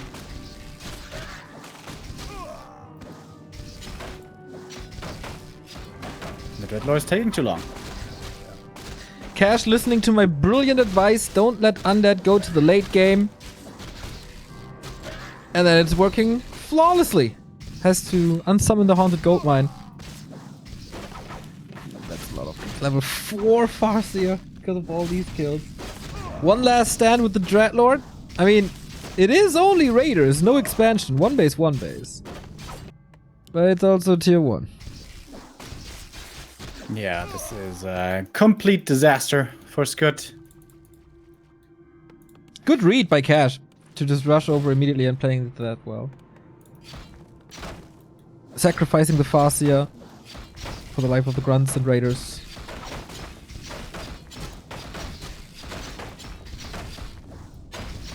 Somebody still doesn't have pillage. Is that coming? Yes, it is. Level 2 Chain Lightning and Breath of Fire. Good combo against Mass Ghouls. Yeah, the Eagles have no chance. Getting completely destroyed. GG. GG, well played. 2-1 for Cash. But still, Scud leaving this clan war with 4 points after the 2-0 in the 2-2. That's good. Scud on paper, judging from his name, the weakest player in the Swedish lineup. Well, of course we have Starshaped, but you know. Next match is going to be Starshaped versus Shake. We have a 4-2 score. First win for uMaD in a sub-series. This is the big turnaround. Or will Sweden take it from here? I'm going to pave that way in a second after a little break. Now we go into our third series of the day, and it's Starshaped versus Shake. Anyway, Starshaped playing human here versus the undead of Shake. Red, yellow, whatever. Starship was on time. It starts right away. No laundry, no restroom. We give him his color. There's gonna be a second map. Let's see what he does there. Yeah, Starshaped off racing as human. A Knight of main, of course, but has recently been practicing human. And now I'm gonna try his luck with the Alliance against Sheik. This, on paper, looks to be a big outmatch, just like it was with Cash versus Scud just a moment ago. But let's see how this turns out. Of course, uMaD have to come back swinging here. They're down still in the clan war here with 2-4. If now it's a 2-0 for Sheik, that would mean uMaD would grab the lead with a 5-4. Yeah, but if Starshaped wins, then every other series is a match series for Sweden. If he takes a 2-0, then every map is match points for Team Sweden. Not too much pressure, I think, for Starshaped. He knows Lil DC got his back. Thorzane got his back. On the other side, we still got Bizarre and Sonic in the lineup. So we have a DK opening. No Cryptlord, no Dreadlord against an Archmage here for Starshaped. What's Starshaped doing with human? I haven't seen him in a while. I don't really know either. I know he used to play Pally Rifles. That's apparently not the case here. This so far is just a standard AM early game opening. Rox T, thank you for the 2-month resub. Says, didn't play Warcraft 3 for like 10 years, but still watching you guys all the time. Sweet! That's nice to hear, dude. What is this build by Sheik, by the way? This is what looks like a Ted Fiend opening, but then he goes second Ziggurat instead. No graveyard. Yeah. It's unusual. Also, Sheik normally was always on the forefront of exploring new things, trying new builds. Not seeing him here with the Cryptlord is a little surprising. Especially on this map, where Cryptlord Expo is pretty easy. Is it a ghoul push towards an expansion? Could be. Footy has scouted this now. Oh wow, backpack. So it's gonna be more Rod of Necromancy brought in from the ghouls soon. Oh, I like that a lot. Backpack, such a fast upgrade. So much value, especially for undeads and orcs. We see it really rarely. Oh, Reju Potion as well. DK used 2 coils for this camp already, but also getting good experience for it. And I imagine the ghouls will be bringing the new rod here in a moment. But it's no expo by Starship. Oh, so... Oh, no! I was about to praise Shake for a very quick surround on the footman, but lets him go in the end. Okay, tech on both sides. Yeah, I like that by Starship. Not exposing himself to the ghoul pressure, and also ghouls okay early, but normally the later the game goes, the more underwhelming they become.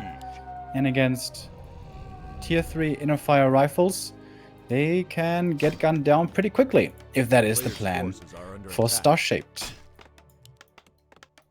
We do have a blacksmith, so it will be rifles. Now the question basically is, tier 3 rush 1 base, or perhaps a tier 2 rifle expansion. Some humans like Todd have been playing that for a while, and that does have decent success. Very unique early game here. We gather some ghouls.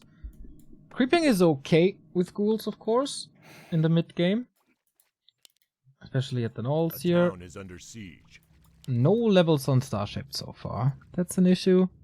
2 footmen only, third one coming. Okay, steals this away. Are under attack. Oh, Shake didn't see it. Now gets it. DK would love to steal this one, but he's a little bit too late. Yeah. If he checks the position with the DK, not with the skeleton, he gets it. Probably. But not like this. Thank you, Deathwing, for the 6-month resub. Nice cast as always. Greetings from Mainz. Oh, thank you, bro. Shout out from Mainz. Ghouls into the main. Okay. 4 ghouls only, though. Tier 2 is almost done. Can he cancel the Sanctum? Is he expecting... Staff in from the DK. Man, that's Yeah. some cute plays over here. Shake, always something special. Doesn't want to get burned from the arcane. Good micro by Starship so far. Okay, this didn't do that much, to Nope. be completely honest. It was sweet, looked cute, but results are like 0. Good defense by Starship. Yeah, cost him some lumber time, militia time, so tier 3 would be Players' severely forces are under delayed. attack. No lumber mill for Starship. Maybe that's a mistake here in this build. Would have helped.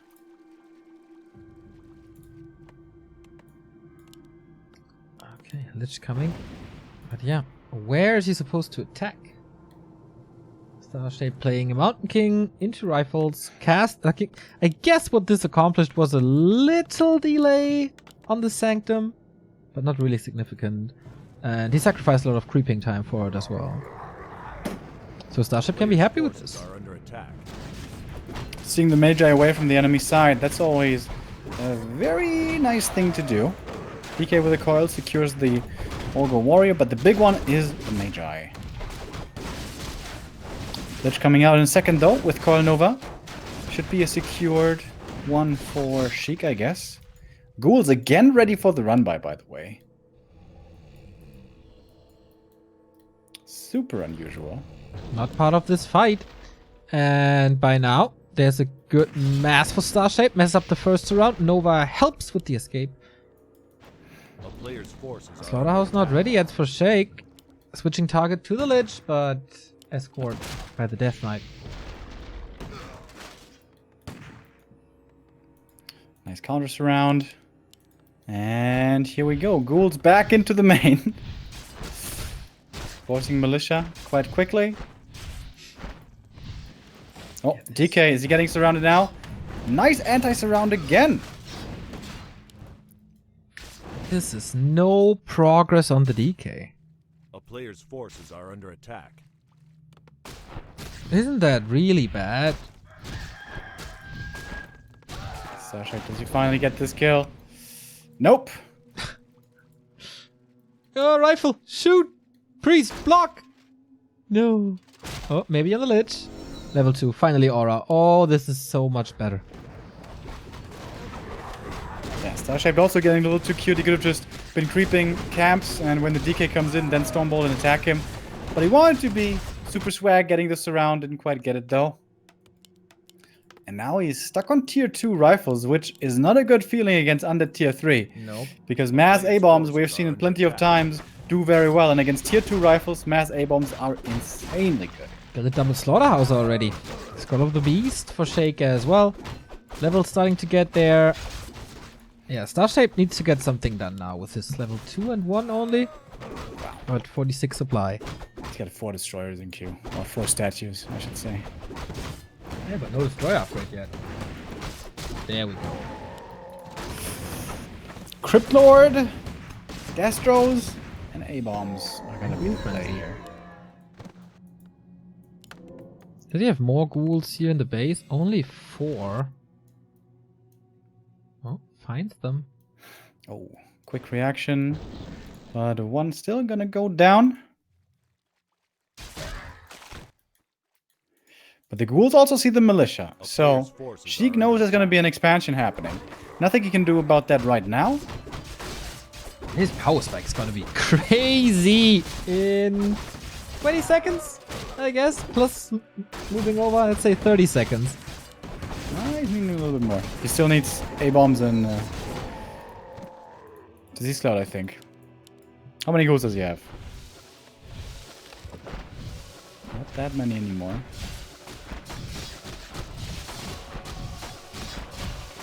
A player's forces are under attack.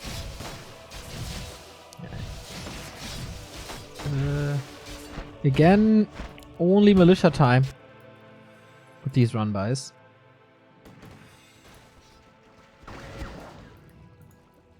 Three 2 heroes. MK could creep level 3 here pretty quickly. Does he have Clap, by the way? Yep. Against Frenzy Ghouls, that certainly makes sense. Cool by Starshape to park a footman in the left Yes. lane to see the ghouls coming, and they have to retreat immediately, which is of course doable with Frenzy, but again, they're not doing the damage they need to be. And they need to do. Yeah, very smart. Starshape should definitely creep something though here for this MK. Like this null camp, for example, it's pretty easy experience.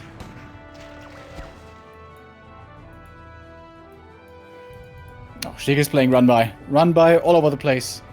Hero run by into the main, and the ghouls would love to go to the expo in the meantime. Destroyer bust. It's only one posted TP. Expensive reaction. But worth it. 100% impale. A player's forces are under attack. Got them all.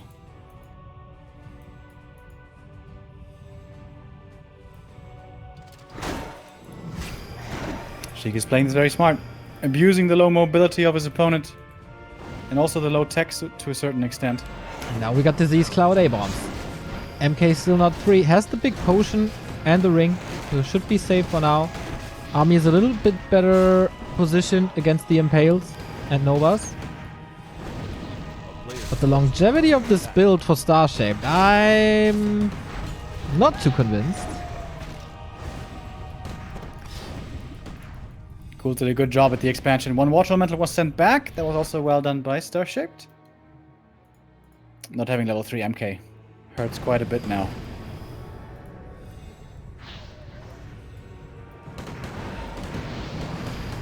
Crushes the Archmage. There's only a heal scroll, no TP. Shake staying at 50. Starshape with the Expo in the back can of course afford to break upkeep now. Constant run-bys again. Parks a Water Elemental as you said. Tower up as well. So I guess he can stop the killing there.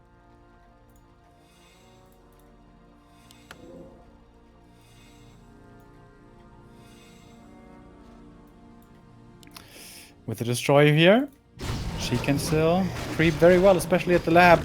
Oh, but Starship coming in for the Jack. But without Stormbolt 2, it's so hard to find any kind of kill. A player's forces are under attack. Yeah, mostly stalling so far. And run-by attacks. This is a killed ghoul for sure. Swoop, there we go. But we have a bigger fight here. With Heal Wars for Starshape, he's feeling strong enough to take on the undead in front of his main base. 2 ghouls died. Trades it for a rifleman. Should definitely be getting some rifle upgrades. Players' forces are under Has the attack. resources for it. Sapper. Is under siege. Oh, we see so many sappers. Oh. Isn't that a little like? Okay, the army isn't here. Hopeful. There's no towers. Blow it up. Needs follow up though. That was so useless. Yeah, that wasn't really well done, Mr. Star-Shaped.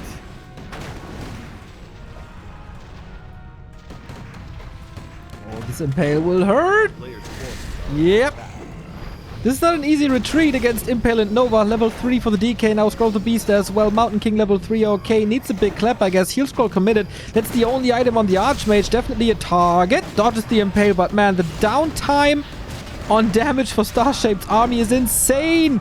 Level 2 for the Crypt Lord now. Mountain King, can he save himself? There is a potion. Heal ward cancelled immediately. 3 destroyers, 3 A-bombs. Yeah, these rifles without upgrades aren't so impressive. Starshape definitely forgot about those upgrades from the blacksmith this entire game. Now it's rifles, tier 2, unupgraded against tier 3 undead with fairly strong triple hero at this point. Okay, takes off damage there, but there is a heal potion for him. Scroll the Beast committed. Sheik falls back, having not really lost anything yet. Castle transition now, but that gives Shake time to go for this expansion. And it's almost finished. And then we arrive at this stage where we have to question how to beat this undead with Project rising has the right levels. tools for it though. He's got the good transition if he goes inner fire rifles with a paladin third. He has a strong army, but he needs to get there first. And more upgrades. I know I've said it before, but it's very important. Heal scroll on the Archmage again. Has the heal ward to survive the disease cloud. That's pretty good. Ghouls there again. Forces another tower, but these peasants should survive. Only 2 production buildings on 2 bases.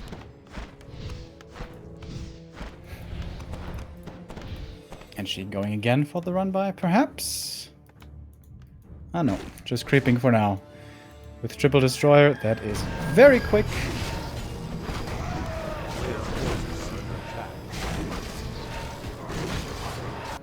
Is there a TP on Starshaped? Oh no! Oh, Starshaped, you need to run back.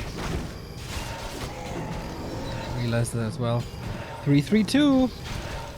Mana potion on the Crypt Lord as well. Mana stone on the Death Knight. Tower gone. Free damage for these 3 destroyers. It's not much though.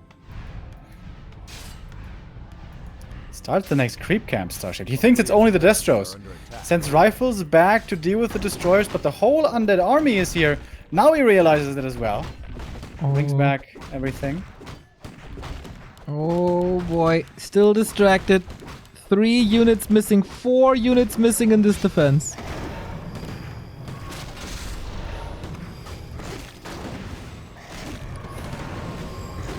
Starshaped has to fall back here. He's lost quite a bit already. Unit still busy with the creeps. Big impale! Oh my god! Heal scroll against it. Also pretty good there by Starshape. Great destroyer control, by the way. Up above the trees, not exposing themselves too much. There's still so many spells. Last impale here. Mountain King pretty low. Tier 3 is just finished, waiting for the Paladin. Destroyers are so safe, as you said. Can dispel the water elemental again. Heal a little with that. MK is pretty dry himself. Has an invoke potion, maybe going for the Archmage now. But he's kind of safe. Can't be attacked, really. If he takes out the statues, that would be big, but... Ow. Mountain King has to pop the invul here to survive. One more clap coming in, but the DK still. Plenty of coils left. These rifles, just underwhelming. Mana Stone consumed. Nova follow-up. Coil follow-up. That should be it. GG! Shake takes game number 1 and makes this a 4-3 affair. 1 map away from taking the lead even. Convincing performance there by Sheik with a slightly unusual ghoul build. Star-Shaped too slow to find the transition to tier 3. Took a bit too much damage from those run-bys as well, probably. But as not being a human main, it's hard to have all the right responses at all the right times. He has been practicing human recently. But mostly a Night Elf, of course. Alright. That is now map choice for Starshape. I guess if he gets 1 point, it's definitely fine. That would leave us to a 5-4. Plus Little DC, plus Thorzane in the lineup.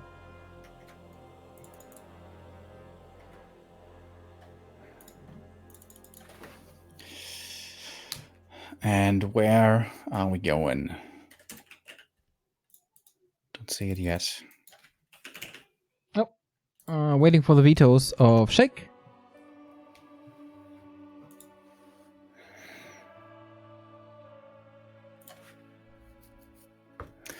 Fast expansion style would, in theory, be really good against this ghoul build if you don't take too much damage when the ghouls swoop in for the first time. But of course, it isn't guaranteed that Sheik is going to be playing the same style again. Terranas and Echo Isles banned.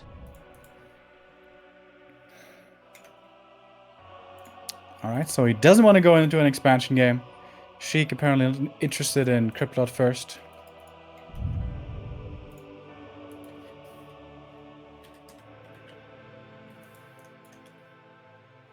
Yeah, seems to be a fan of the Death Knight still. Despite his experiments with other heroes throughout the past couple of months.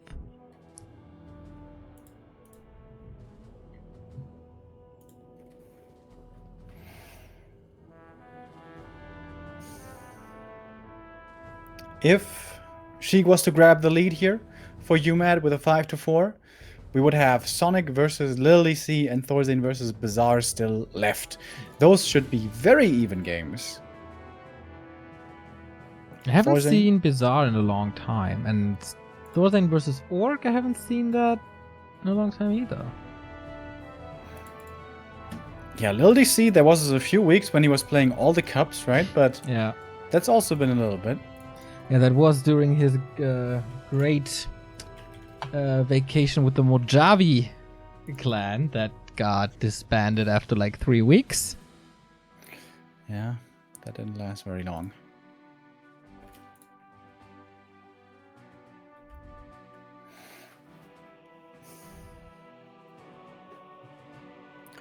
Sweden barely made it into the playoffs here, by the way. During the regular season, they were able to claim 55 points, just like Cascade. It was a 55-point split between them and Cascade for the 4th place, but they advanced because they defeated Cascade during the season with an 8-7, so it was dead even in points and just a slight victory in the clan war. So Sweden just barely squeezed by into the top 4. Yeah, these regular seasons and fights for rank 4 are always crazy. Like 2 seasons in a row where it was just 1 point and poor Cascade at the receiving end. Now disbanded, unfortunately. That's a shame.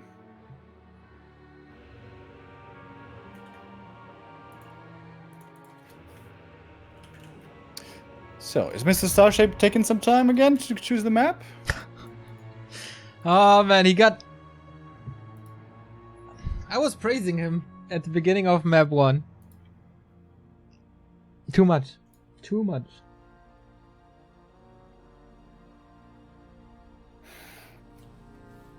Blade is once again in the ESL Open Grand Final, by the way. Ooh, again? Dude, this guy is so on fire. It's Happy versus Krav at the moment in the semifinal. Krav again, top 4. What the hell? Yeah, Krav also super hot currently. It was. He tweeted something this morning. What was it? I had a good giggle at that. It was something like he wants to improve his stream. Oh yeah. Quote, I would like to improve my stream and provide you with a better experience. If you're able to help me or know someone who can in any way possible advise his hardware theme, please contact me. Regards, current champ and future champ. Cool dude, this Krav. Happy just defeated Krav. I don't know if it was like on one map. I don't know if it was the series win or not.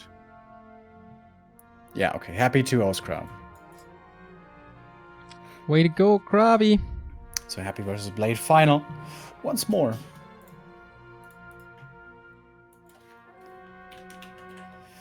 Yeah, it's gonna be cast by our colleague Slash, twitch.tv/SL4SHOR.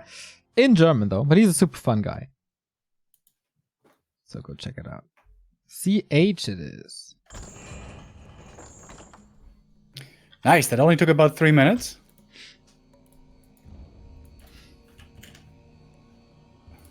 Getting all the mental game right, you know, laying the strategic groundwork. Yeah. Concealed hill. Alright. Pretty good for creeping with rifles. Red camps, absolutely doable. Fast expansion on this map, normally a little scary.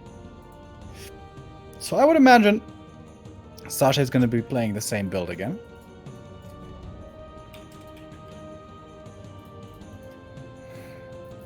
Especially when it's not your main race. When you're off-racing, so to speak. How many builds do you really have prepared? How many do you feel comfortable with? Probably not that many. Is the game up for you? Ah, there we go.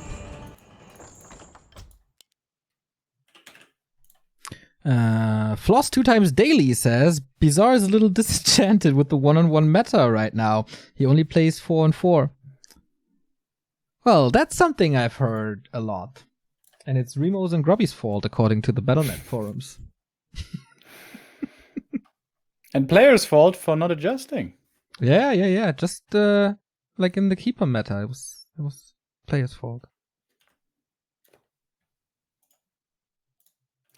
I mean, if a strat is strong and you refuse to adjust against it, I mean, it's also when the human plays Fast Expo and you just let him do it for free, then it's also bad.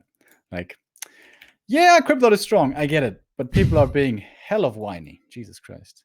It's the Warcraft scene. It's always been this way. I don't see the game name. What the hell? What the hell? What the hell? What the hell? Are you in the No. channel, actually? Do you know the game name? It's No. this.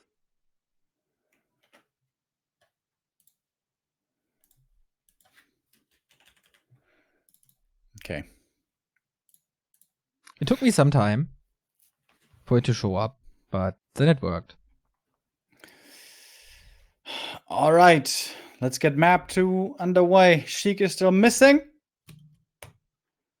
After a strong game 1, the favorite prevailed with a very convincing performance. Especially that destroyer control was impeccable, man. Yeah. It was really, really good.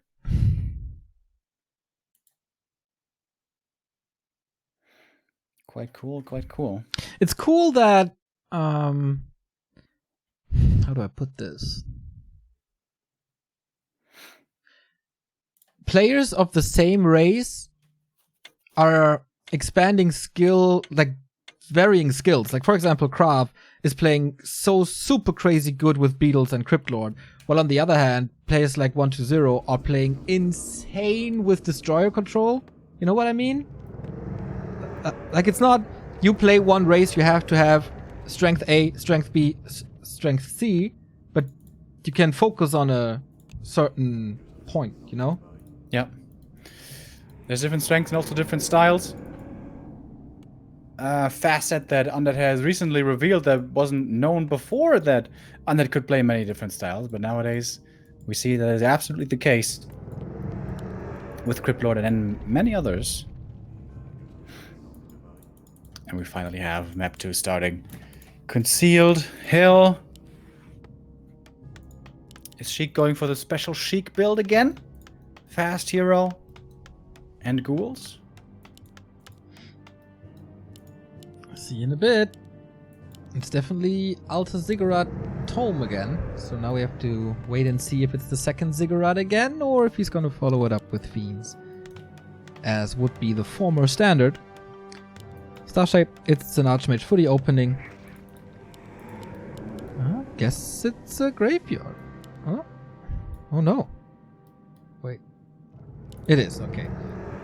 I was wondering since he was moving out with 50 lumber, but no, graveyard it is. Alright, standard as standard can be here. Following the standard would be a fast expansion then by Starshaped. Is he gonna do that? I doubt it. I think he's gonna play rifles once again. Yeah. A player's forces are Yeah, I would under agree. attack. He oftentimes seems to have this one style. When did he move away from Mass Mountain Giants to human? I kind of missed that transition. He started streaming human at least like 2 weeks ago or something. Okay.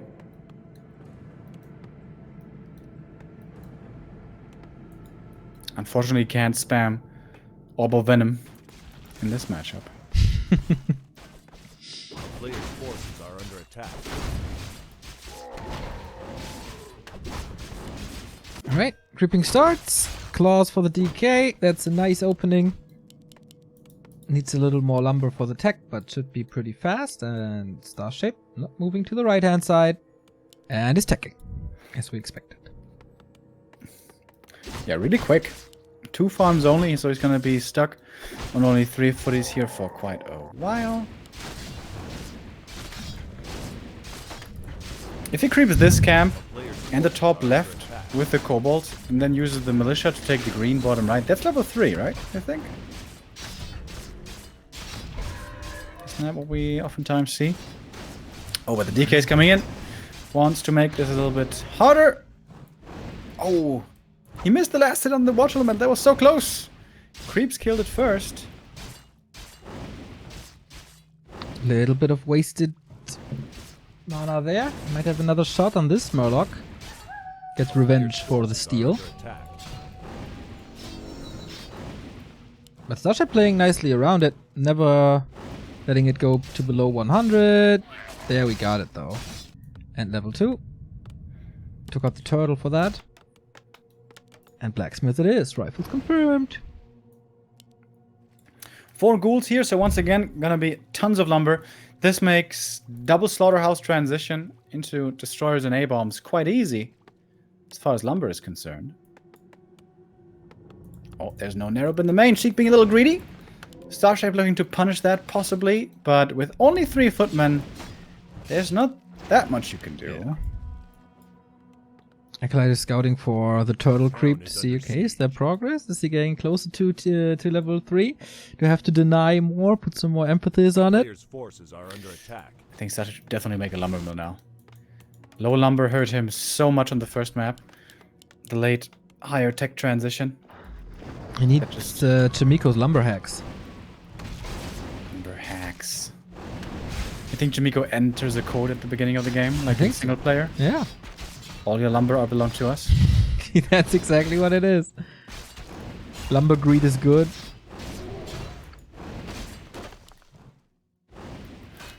I am not allowed to creep to level 3. DK is doing a good job slowing down enemy creeping as much as possible. With ghouls busy in the main and fiends not available for so long, DK can't really creep Player's quickly. forces are under attack. And then he still takes the remainder of the Cobalt camp, at least a little bit. Tier 3 rush for Sheik. More fiends. This time perhaps not mass A-bombs. Well, I Only guess one last game. slaughterhouse so far. On the other side, Acolyte is checking things out, knows pretty much exactly how far Starshaped is. With the Sanctum only at half, a little below half.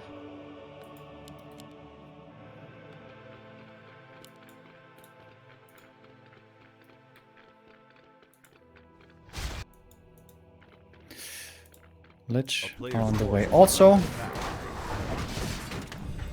Sheik is forgetting about the Ziggurat. That's gonna supply block him here for a long time. And the AM finally is getting good experience. This should be level 3 for him, I believe. But Sheik is taking the same camp on the other side of the map. Also gonna be level 3 for him. Okay. Still waiting for the second slaughterhouse, not coming. 4 ghouls it was.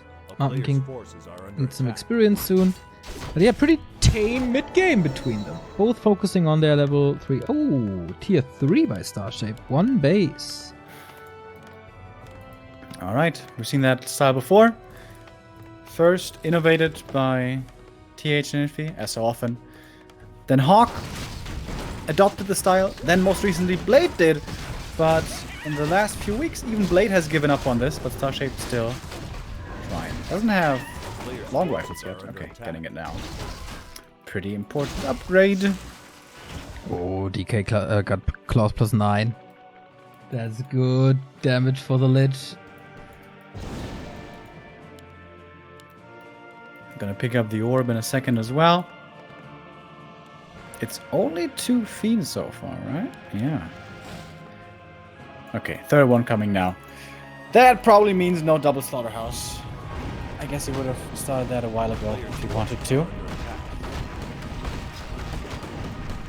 Alright, that's later A-bombs, longer transition. In general, some time for Starship. Who goes for workshop as well. Good gyros. Scroll the beast. That's pretty good. Normally priests can't really get in range to dispel that on everything. Priest certainly very fragile. Oh, nice Acolyte usage. Makes the Orgalord pull a little bit difficult, but I guess it's still working out for Star-Shaped. Oh, DK and Lich is coming. Coil Nova can easily secure the last hit. Yep. That didn't work well for Starshape. I feel like this entire game, like there's no big things happening for the Swede. Shockwave from the Orgalord, not bad. I know that feel. And the Magi could snag that as well with a coil. Dark Ranger third. No Crypt Lord here this time.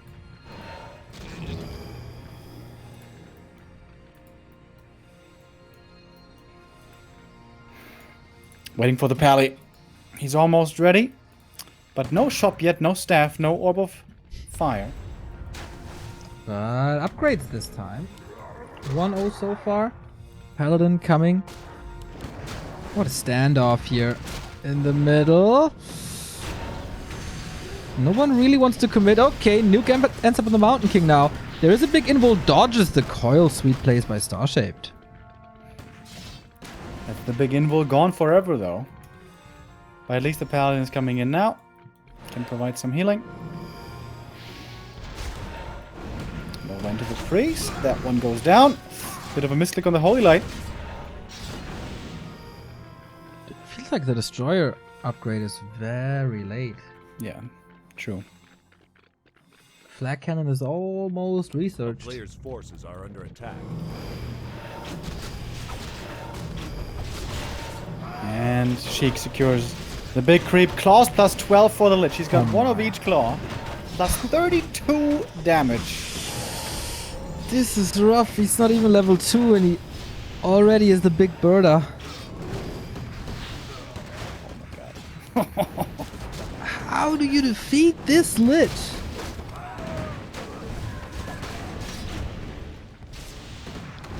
Need a strong MK to fight against that, but he's not level 3 yet. Oh, Pops to scroll the beast. plus 39! MK used the invul potion before. On the prowl here, there's another coin in a bit. Blocks himself a little. And there was time for a Holy Light. Okay, MK safe. We don't have Web, by the way. Disease Cloud and Temple, Banshee transition. Yeah. Fiends and Banshees always go very well together. We're going to be seeing them here again. And then life is going to get even more difficult for Starshape. As if it's not difficult enough already. Yeah, He's got a lot of gold at least, but what he needs more is levels. Those are lacking. Okay, way to go though. The big boy on the middle is gone. Expo was also sniped. The best thing you can do is like Fountain, but that's far away and exposes his main. Yeah, Sheik is chasing. He knows how important these hero levels are for the opponent. Without level 3 MK, it's really hard for the human to fight, and Sheik tries to abuse that as much as he can.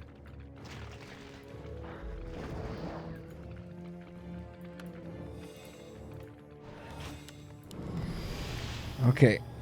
Starship trapped in his own base, stalling time for the Banshees. Mama Banshee is already there with the Dark Ranger, of course, waiting for the children.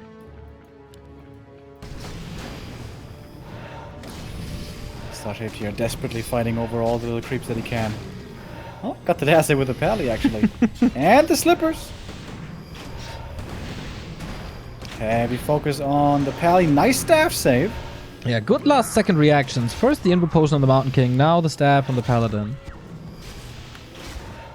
Probably was just waiting for it, but yeah, these stabs mean that the rest of the army is exposed and Shake slowly nagging towards the big levels. A player's forces are under attack. Wait, where's the big boy creep?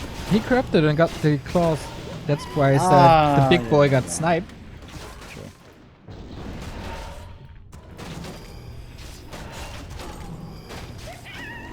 Level 2 Dark Ranger. Now there's silence as well. Can be dispelled. But at a well-timed moment can make a world of difference. Sheik's so rich now, going for an expansion as well across the map.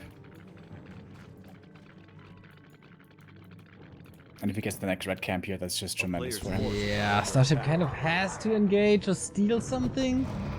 He doesn't have the big supply lead, doesn't have the craziest upgrades, and definitely not the craziest levels, so 1-0 only, willing to take this fight. No ledge level 2, but it's soon to be there. Silence on the Paladin. Lots of inner fire though. And the human army is very tanky with that inner fire. No destroyers being morphed. There's gyros against that out already. One fiend does go down. Second one goes down. But the priest now also exposed. They die so fast in the focus. Mana still looking good for Starshape. Not so much for Shake. A player's forces are under attack. Lucky that only one gyro gets taken out, and this is finally more experience. Is it finally Divine Shield level 2? Or oh man, he's so desperate for this experience. He's so close with some heroes. Yeah, a few more kills would do wonders here for Starshaped. Stormbolt, where's he gonna use it? Oh, silence on everything! The AM in trouble! No TP for him anymore! But the inner fire protects him. But Starshaped went in way too deep. Sheik punishing the overextension like crazy, almost surrounds the Paladin as well. He barely gets out. Will he just be killed with the focus fire? Okay, he's definitely out of that fight. Level 4 Archmage finally. That's another Rifleman falling, but trades it for a Fiend. That's alright. Heroes are not in danger of dying for Starship at the moment. Focus fire is only on rifles and now flying machines. Maybe that opens up the opportunity for Destroyer to finally have something against this inner fire. Archmage! Okay! I take that back. Heroes are in danger of dying, and the Archmage proves it. Against this Lich, I guess there's always a possibility. Plus 32. Mountain King, last man in this fight. Can he get back home? Nova is not ready, but the block is pretty damn good. Oh. And no boots on this MK. Not enough to kill with the coil, but Frostborn hungers and the Lich as well. Mountain King's second hero killed. Paladin gets level 2, but that's it. Goes Devotion Aura after all these kills. Shouldn't that have been a lesson? And now the Expo standing. Gonna be mining fully soon. A player's forces are Sheik under with good hero levels now. Looks like Sweden is giving the lead away. Yeah, 2 more units going down here. And those are expensive losses for Star-Shaped. Rock solid performance by Shake though. Yeah. Definitely the much stronger player here between the two.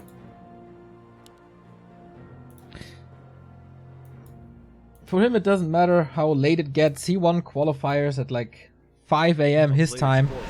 He feels no fatigue. Let's see for the Dark Ranger. Big skeletons now. Which can soon eat them as he gets the red spot. So many fiends as well. Jesus Christ. 7 fiends. Slightly upgraded. Agitome for the Dark Ranger, hell yeah. Belt. Not so good, but it's not like he really needs such great items. Starter's having trouble creeping this camp.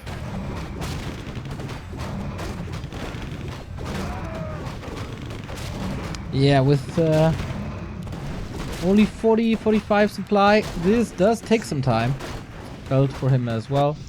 But reviving the heroes, that was expensive. Mountain King not even started the revive. He has no gold. Ooh.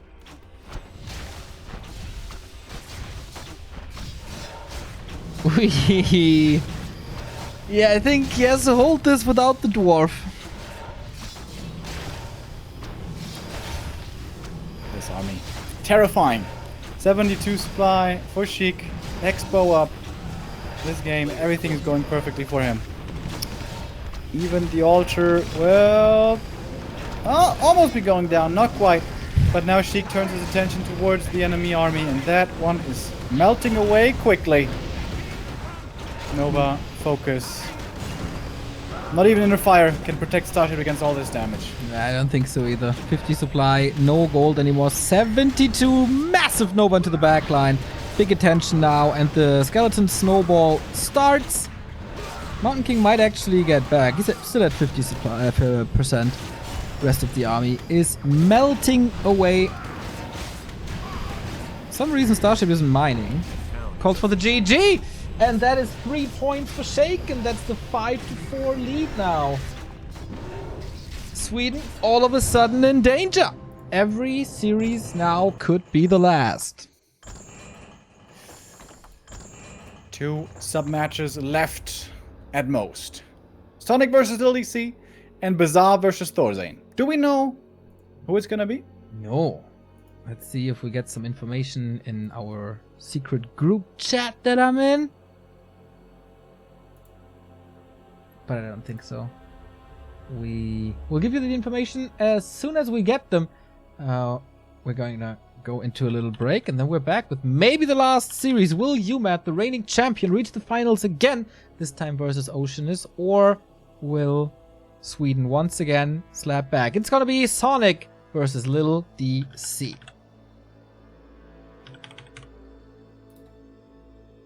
We go into the next game. The 4th set. If Sonic wins 2-0, it's all over. If Lil DC gets the map, we will definitely go to map 5. Will the Davai style work against Lil DC? Or will it be Thorzane versus Bizarre deciding it all?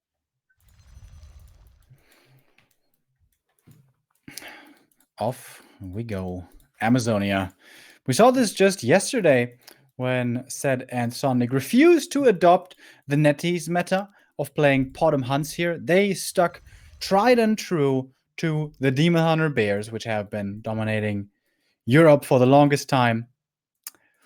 What side of the fence does DC fall on? I would think he's more of a Podem kind of guy. Before we go deeper into this, thank you Andy Moo and KX85 for the resubs. Keeper for Sonic. What? And a Demon Hunter for DC. Oh, that does not look like it's very good for the Keeper. No, right? I mean, burn, detonate, and that's all your moon juice. Keeper. We see him returning more and more in the matchup against Human. There he looks really good recently. But against Night Elf, there's Demon Hunter who can burn you. And there's Wisps who can detonate against the Entangle. And Treants. I think he's hoping he's going up against the Podem. I think so too. But this looks like a blind counter, because then you can use Entangle a lot and Treants a lot, and that should be doable. Looks good on paper. But yeah, against the Demon Hunter it really isn't. Maybe a hard counter by DC. Yeah, the Demon Hunter is always playable. Even against the Podem. Yeah, he does have some problems against the Podem, but it's not like it's hopeless. And yeah, one base micro style, that has always been how DC struck me as a player. Even with Keeper Hunts against Orc. Plays oftentimes much more one base centric than most other Night Elves out there. Level 2 right here for both players. Gloves on both sides. Slippers for Sonic. Hood for DC. I think DC was a pretty good Dryad player, if I remember this correctly. And we mentioned this throughout the Clan War. DC has beaten Foggy in the past in multiple cups. But that was a couple of weeks ago. Does he still have the great shape from back then? Coming in here for the harass. Big last hits. Not getting it. Not getting it. Failing both of them. Perhaps should have brought in some wisps here for the detonate, but it's also kind of expensive during the tech in lumber that will become noticeable. Okay, level 2.5, but not level 3. This Taskmaster still up for grabs. Little DC preparing for the last hit. Sonic comes in. Oh, if he gets that. Burn against the Entangle. DC gets it. Ring of protection for him, not bad for a Demon Hunter. Even brings the Wisp in case he needs to detonate. One more burn, and back to the Moonwells. Another Keeper thinks, why the hell did you choose me, bro? What am I supposed to do? I choose you, Keeper 2. Yeah, that's indeed a problem. I mean, there's a bit of juice, but you really don't want to use it when you're at 50%. Continues to creep, tanks the damage. And DC is like, okay, you leave me alone. I have nothing to fear. Let's go for the middle. Oh, that Archer Invis Ward didn't work. Still buy some time. Still more experience here for the Keeper. He's gonna get level 3, in fact. Can the Demon go for level 3 as well? Can he creep this camp without an Ancient of War? I guess he can. Not afraid of the Bash Lords. With Sonic being so hurt, there's really no way to engage. Gloves. Okay, here's the bash. Okay, but he's also level 3. If there's no crazy last hit by Sonic, but this should really not happen. Okay, and it doesn't. Secured with the Demon Hunter. Nicely done. Also, always had the Wisp there against the Entangle. Now is sending the Wisp back. That's a lot of archers, by the way. That's a hell of a lot of archers by DC. Yeah. Oh, wait a second. Is it really 4-6 right now? Because then if Sonic wins, it's all over anyway. It doesn't matter if 2-0 or 3-0. Or is it 4-5? 5-4 for okay. uMaD.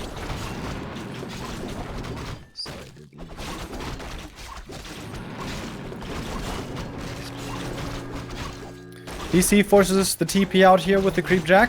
Oh, Sentry Wards. Crazy strong on AZ. You basically have map hack. For 3 minutes. Alright. Yeah, Demon Hunter though, reigning over this Archer army so far. Naga on both sides. Now things become a little more problematic, but these level 2 burns hurt the Naga a lot. Archer's hurt, DC retreating, but he's scaling so much better into the late game. Lore coming up now for DC, so he's not rushing tier 3 like Sonic is. He's going towards Tree of Eternity rather quick. Is he playing Only archers. Is he playing mass range? Seems like it. Yeah, right, it's archers, right? Town is under siege. Mass archers normally beat Dryad's archers, though. But I guess he wants to have some dispel against the Keeper, maybe? Oh yeah, tier 3 starts. A big last hit. Should go to Sonic and the Greater Mana as well. The retreat here might be expensive, though. Yep. 2 archers should be going down at the very least. Players' forces are Archer, Naga hunting down for more kills. Does he really want to get both? Ambitious play. Oh, Shadow Melt is possible. Entangle helps. 1 archer down. Naga so much damage. Oh, nice control against the burn. Entangle ready again. And TP forced. Damn Sonic! Pretty nice, pretty nice. It's the big mana though, gone forever. And now Forever? Forever? double lores. Ever? Can't buy it. Not without a marketplace. Yeah, these lores are really late, but why not? He survives nicely with only archers. Master upgrade could be a little late, maybe. Just constant brawling. A player's forces are under attack. Town is under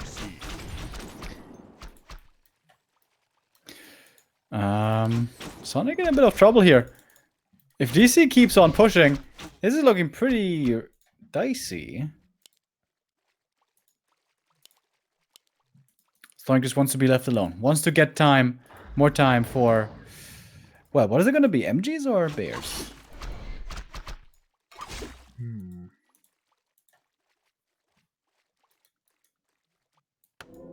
Against all these archers, MGs of course make a lot of sense. We're gonna see it in a bit. Could be... Oh, he's only at 30. 2 upgrades into MGs. Oh, look at the Demon Hunter ambush. Waiting there in the Cloak of Shadows. Okay, bear upgrade for Sonic.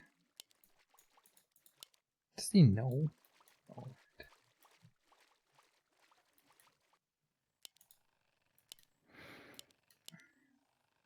Oh, this Demon Hunter. If only he knew. Oh, burn! Reveals himself.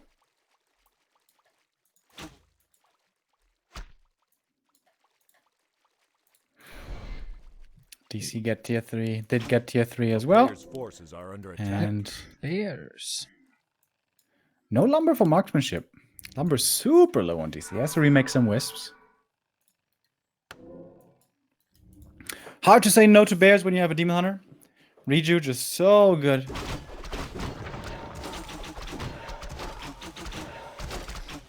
Good for Sonic to creep experience away.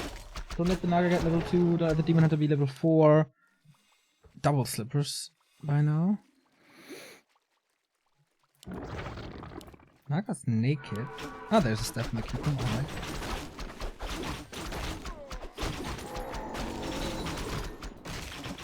Two for her. Another slippers. For the demon, pretty nice.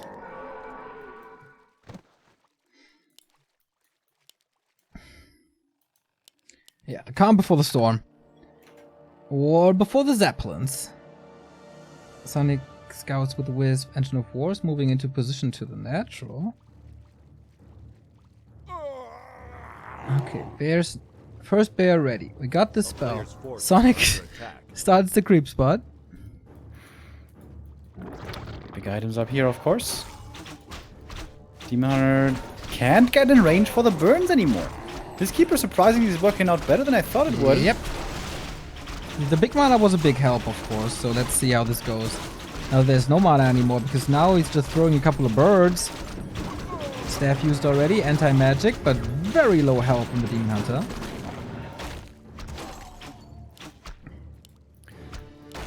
Unbelievable that we still don't have marksmanship here. What the hell? Not coming, Sonic going for abolish. And rejoin the Demon Hunter now, that's good. DC's bear in trouble.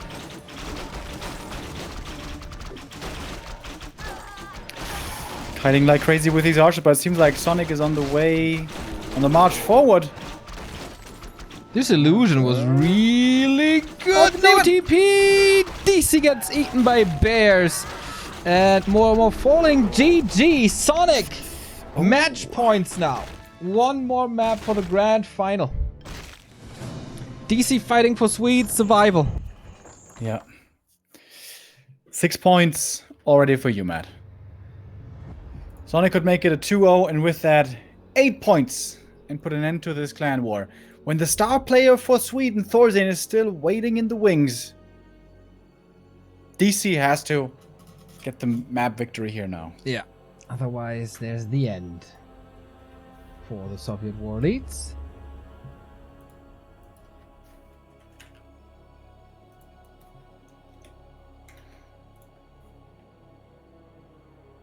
Okay, we're waiting for the vetoes once again.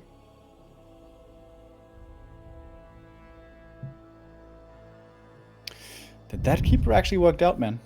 Really surprising. He got sick and tangle timings there. Always right before the burn.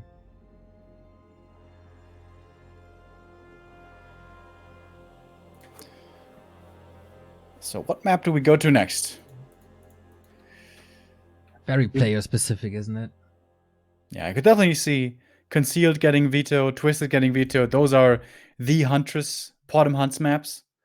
And it seems to me like both these guys aren't really Potom Hunts players. Twisted and Terranas out. Okay.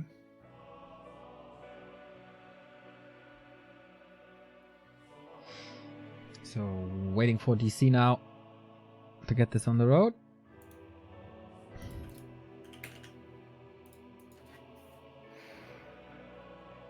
I'm wildly guessing at the game names, but they keep on switching it over and over, so... I'll tell you. say. I'll tell you. Once it's up.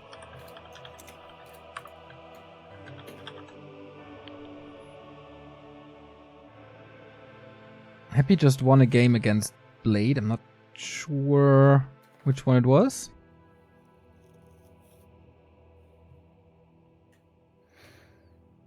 He was leading 1-0, so... Okay, it might be 2-0 then. I guess it should be 2-0 now then. In before he turns it all around and we miss it. Not this week, Blade. Please. Next week. Next week is W3IL finals. And then is... After that is... Oh, already? Yeah. WGL, yeah. Man, we're missing some ESL Opens.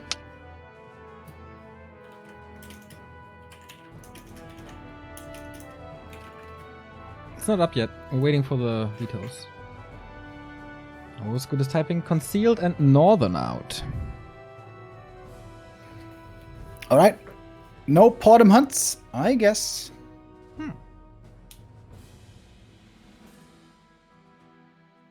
LR. Could be Talons. Could be Mass Archers. Could be Bears. Could be Bears.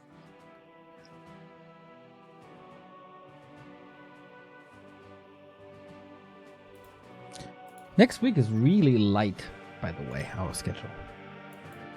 ESL Meisterschaft. Okay, the Meisterschaft are gonna be long. Wednesday is gonna be really long.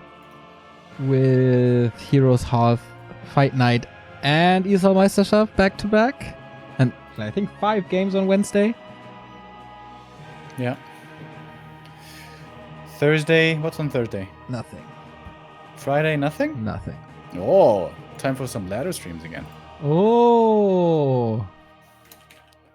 Get that rust off.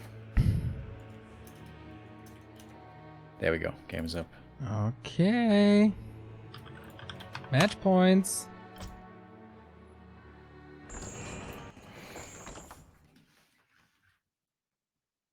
All right. We're in. DC is ready. Ready to go. Sweden season on the line. And in we go.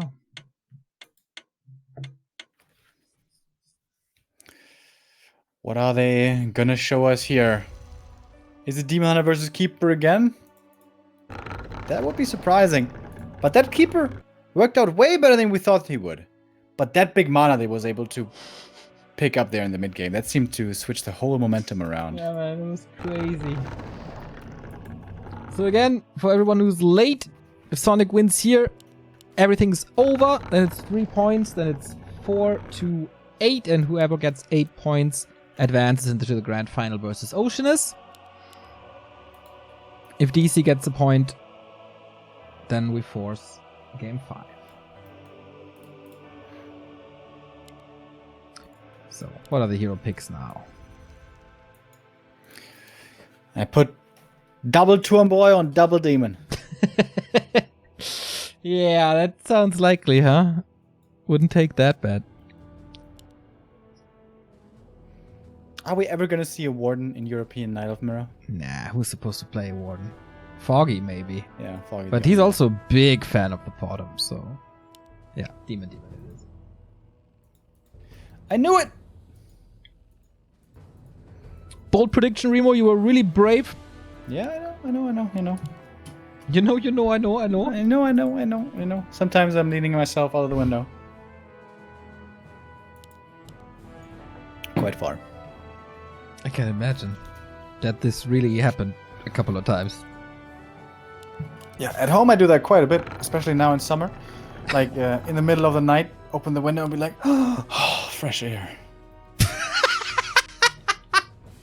That must look so stupid Players' forces are under from attack. the outside. Yeah, there's nobody here though. It's mines. It's quiet. You never know who's peeking out of the windows. I mean, you had a fan knocking on your window. Maybe he's Yeah. stalking in the bushes, you know? Just waiting for you to open the window. Having two boys ready. Dude, that would be amazing. We could hang out. Wouldn't be like weird at all.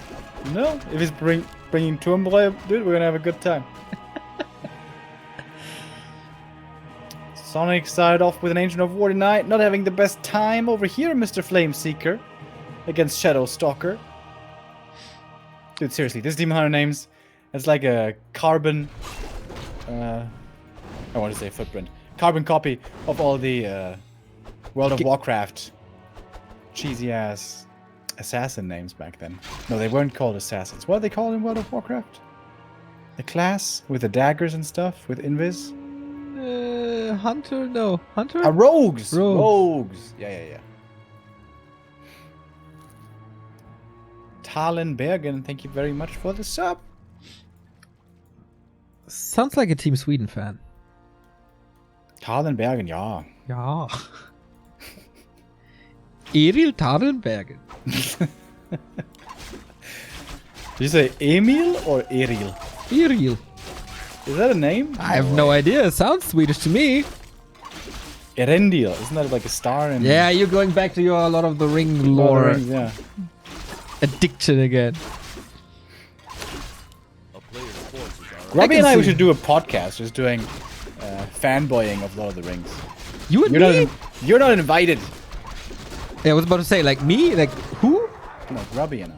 Grubby. Ah. Robbie's a big LOTR fan as well. Okay, go on and do your content with Grubby then. I'm gonna take Bidoo for some real shit talking then. What is Bidoo a big fan of? Like, I mean, Burgers. pop culture wise. Burgers and nuggets. Nah, I mean like movies and. Pop I culture. guess like Fast and the Furious. I don't even know. Transformers, stuff like that. Bidoo, if you're listening, please tell us. Yes. What do you like? We want to know. players' forces are under attack. I guess all the movies that have big explosions and big butts. That's like Bidoo's style. I feel like you're underestimating him. Thank Robbie, you, Rob. Rob 22. Thanks. Speaking of the Robbie, here comes another Robbie subbing in. Have you seen The Mandalorian, by the way? Nah. I don't have Disney Plus. Yeah. People have been saying it's good. Bill I Burr doubt is in. Must be good. Are under attack. Bill Burr. You love Bill Burr, don't you? He's the best. Do you listen to his podcast? Yeah. It's hit and miss though. I love his introduction. Sonic claiming the middle camps here, but he's down in levels. Demon Hunter finding a lot of mana items, that is not really what you want. Or against enemy Demon Hunter, is that what you want? So you can dominate the burn war? Probably not. Blocking the way to the tavern, but still gets the Naga. Has a TP!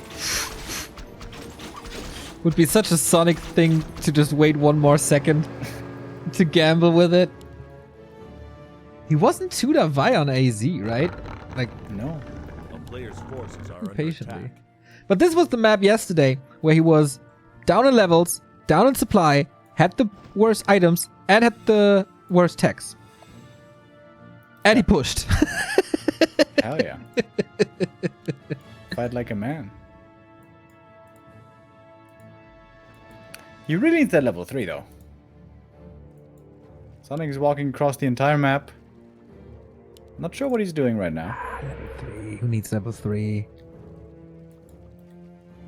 A player's forces are under attack. Creeping this camp away. Should be level 3 or at least very close to it. Also, of course, nice, but Item was already gone, right? We're waiting for tier 3, we're waiting for bears. Thank you, Aldo, for the 213 sub. Great content. Thank you. Oh, the Naga. Sonic, careful. Very weird time to be getting intercepted. 2 things to never name in the same sentence. Sonic, careful. Yeah, sometimes he's been showing a bit of carefulness. It has started to happen. Tier 3 is coming up at the same time, but Lord is a little bit faster here for little DC.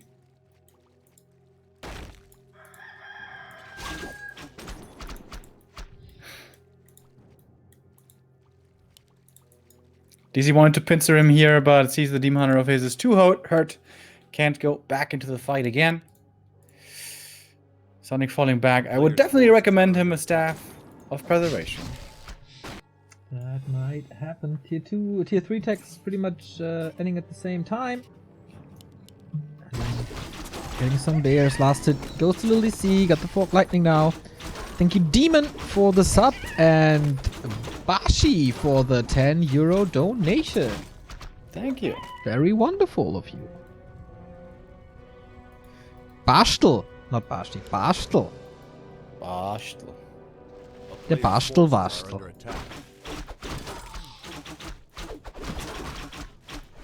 As a kid, were you fond of Basteln? No, I hated that. Yeah, me too. I don't even know what the hell is that even called in English.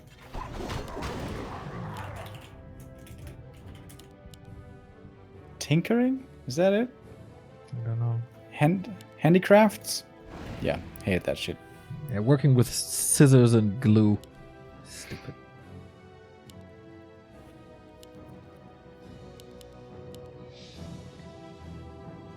Alright, bear time, baby! We have a Dryad for DC again. Not for Sonic. Rushing bears. As so often. Ooh, that's a creep check right here. There's a TP, there's a staff. And he gets it done. Will it lead to kills? Oh, that Rejo is so nice right there, but does get it dispelled. Naga in trouble for DC. Uh-oh. But there's the staff. Okay, you can't really afford too many losses here before the first big fight. The Berserker, that would be a big loss right here. Small little paw from the Adept Druid of the Claw, but it is enough. And Sonic taking the lead all of a sudden. It was a very, very calm game so far, but out of nowhere. Sonic sees the chance, jumps on him. And now what, DC? Forces are under attack. Could lack some damage in the next fight. Both are retreating to big creep spots. The red camp?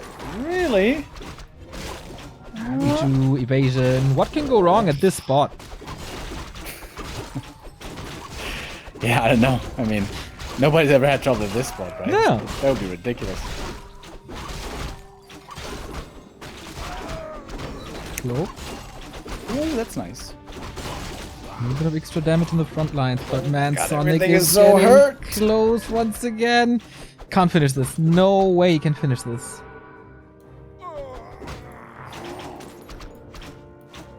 Okay, can't reach for slow. DC getting away with a black eye. Getting away with murder. God damn. Thing is, the units he lost, he will replace with bears. So the 50-50 fight could be better for DC. So he's going into upkeep already. And wants to take the fight into the enemy main. No roar on Sonic's side. There we go. Use the roar now. Certainly needed that. L4 on the Demon Hunter. Okay, and the Cloak of Flames is starting to do some serious damage, but DC also has to retreat with 2 bears fighting mano a mano. What's the Demon Hunter by Sonic doing? Oh, 1 bear falling there. DC Demon Hunter in the world of trouble! Might be just killed! Oh. Where's the shop? Can he reach? Both heroes down! Oh, this is not looking good for Sweden. Sonic is carrying uMaD into the grand final. He goes super Lavai though! Does he have the staff? Is it too much Lavai? He doesn't have the staff! No! Oh, He but he gets the kill. survives! Both heroes dead! Davai working out! Sonic survives! GG! Ooh, this this could have been a very typical Sonic game, but no, this time he's the hero. 2-0. 2 wipes in a row. Star-shaped 0-2 against Shake and Lil DC 0-2 against Sonic. And with these points, uMaD is for the second time in a row in the grand final of W3IL. Sonic carrying right here. Sweden, they are out, but with some good performances here as well. uMaD, again, convincing. And the grand final starting next week. Yeah, a new final. uMaD, last time they were meeting Dust and Oceanus when they were in the final. They were meeting the Soviet War Elites in Season 1. So we could get, or we will get, a 2-time champion of W3IL in Season 3. Who's it gonna be? uMaD with Sonic Cash, Maru Todd, Vortex, Bizarre, or Oceanus Gaming with Side, Neutron, Kiwikaki, Insub, Death Note, and all these guys. Spiral, of course. How can I forget Spiral? Can't forget Spiral.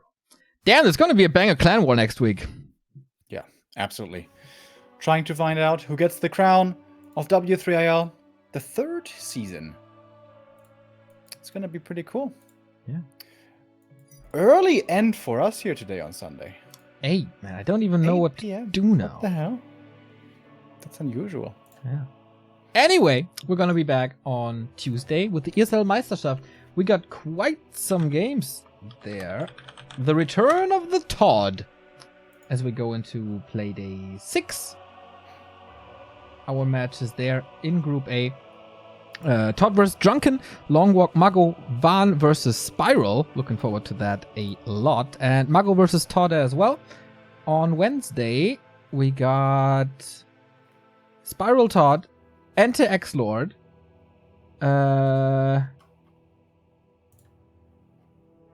X-Lord Toxie, Enter Ido, and Joker and Spooky. Lots of games on Monday and Tuesday in the ESL Meisterschaft in German, in reforged, quenching graphics. Looking forward to that. Next week is the last week of the month. That usually means patch day. So maybe we're going to see a YouTube video on Tuesday night, Wednesday morning. We also have Heroes Hearth Fight Night, where it's Remind versus Lin Guagua.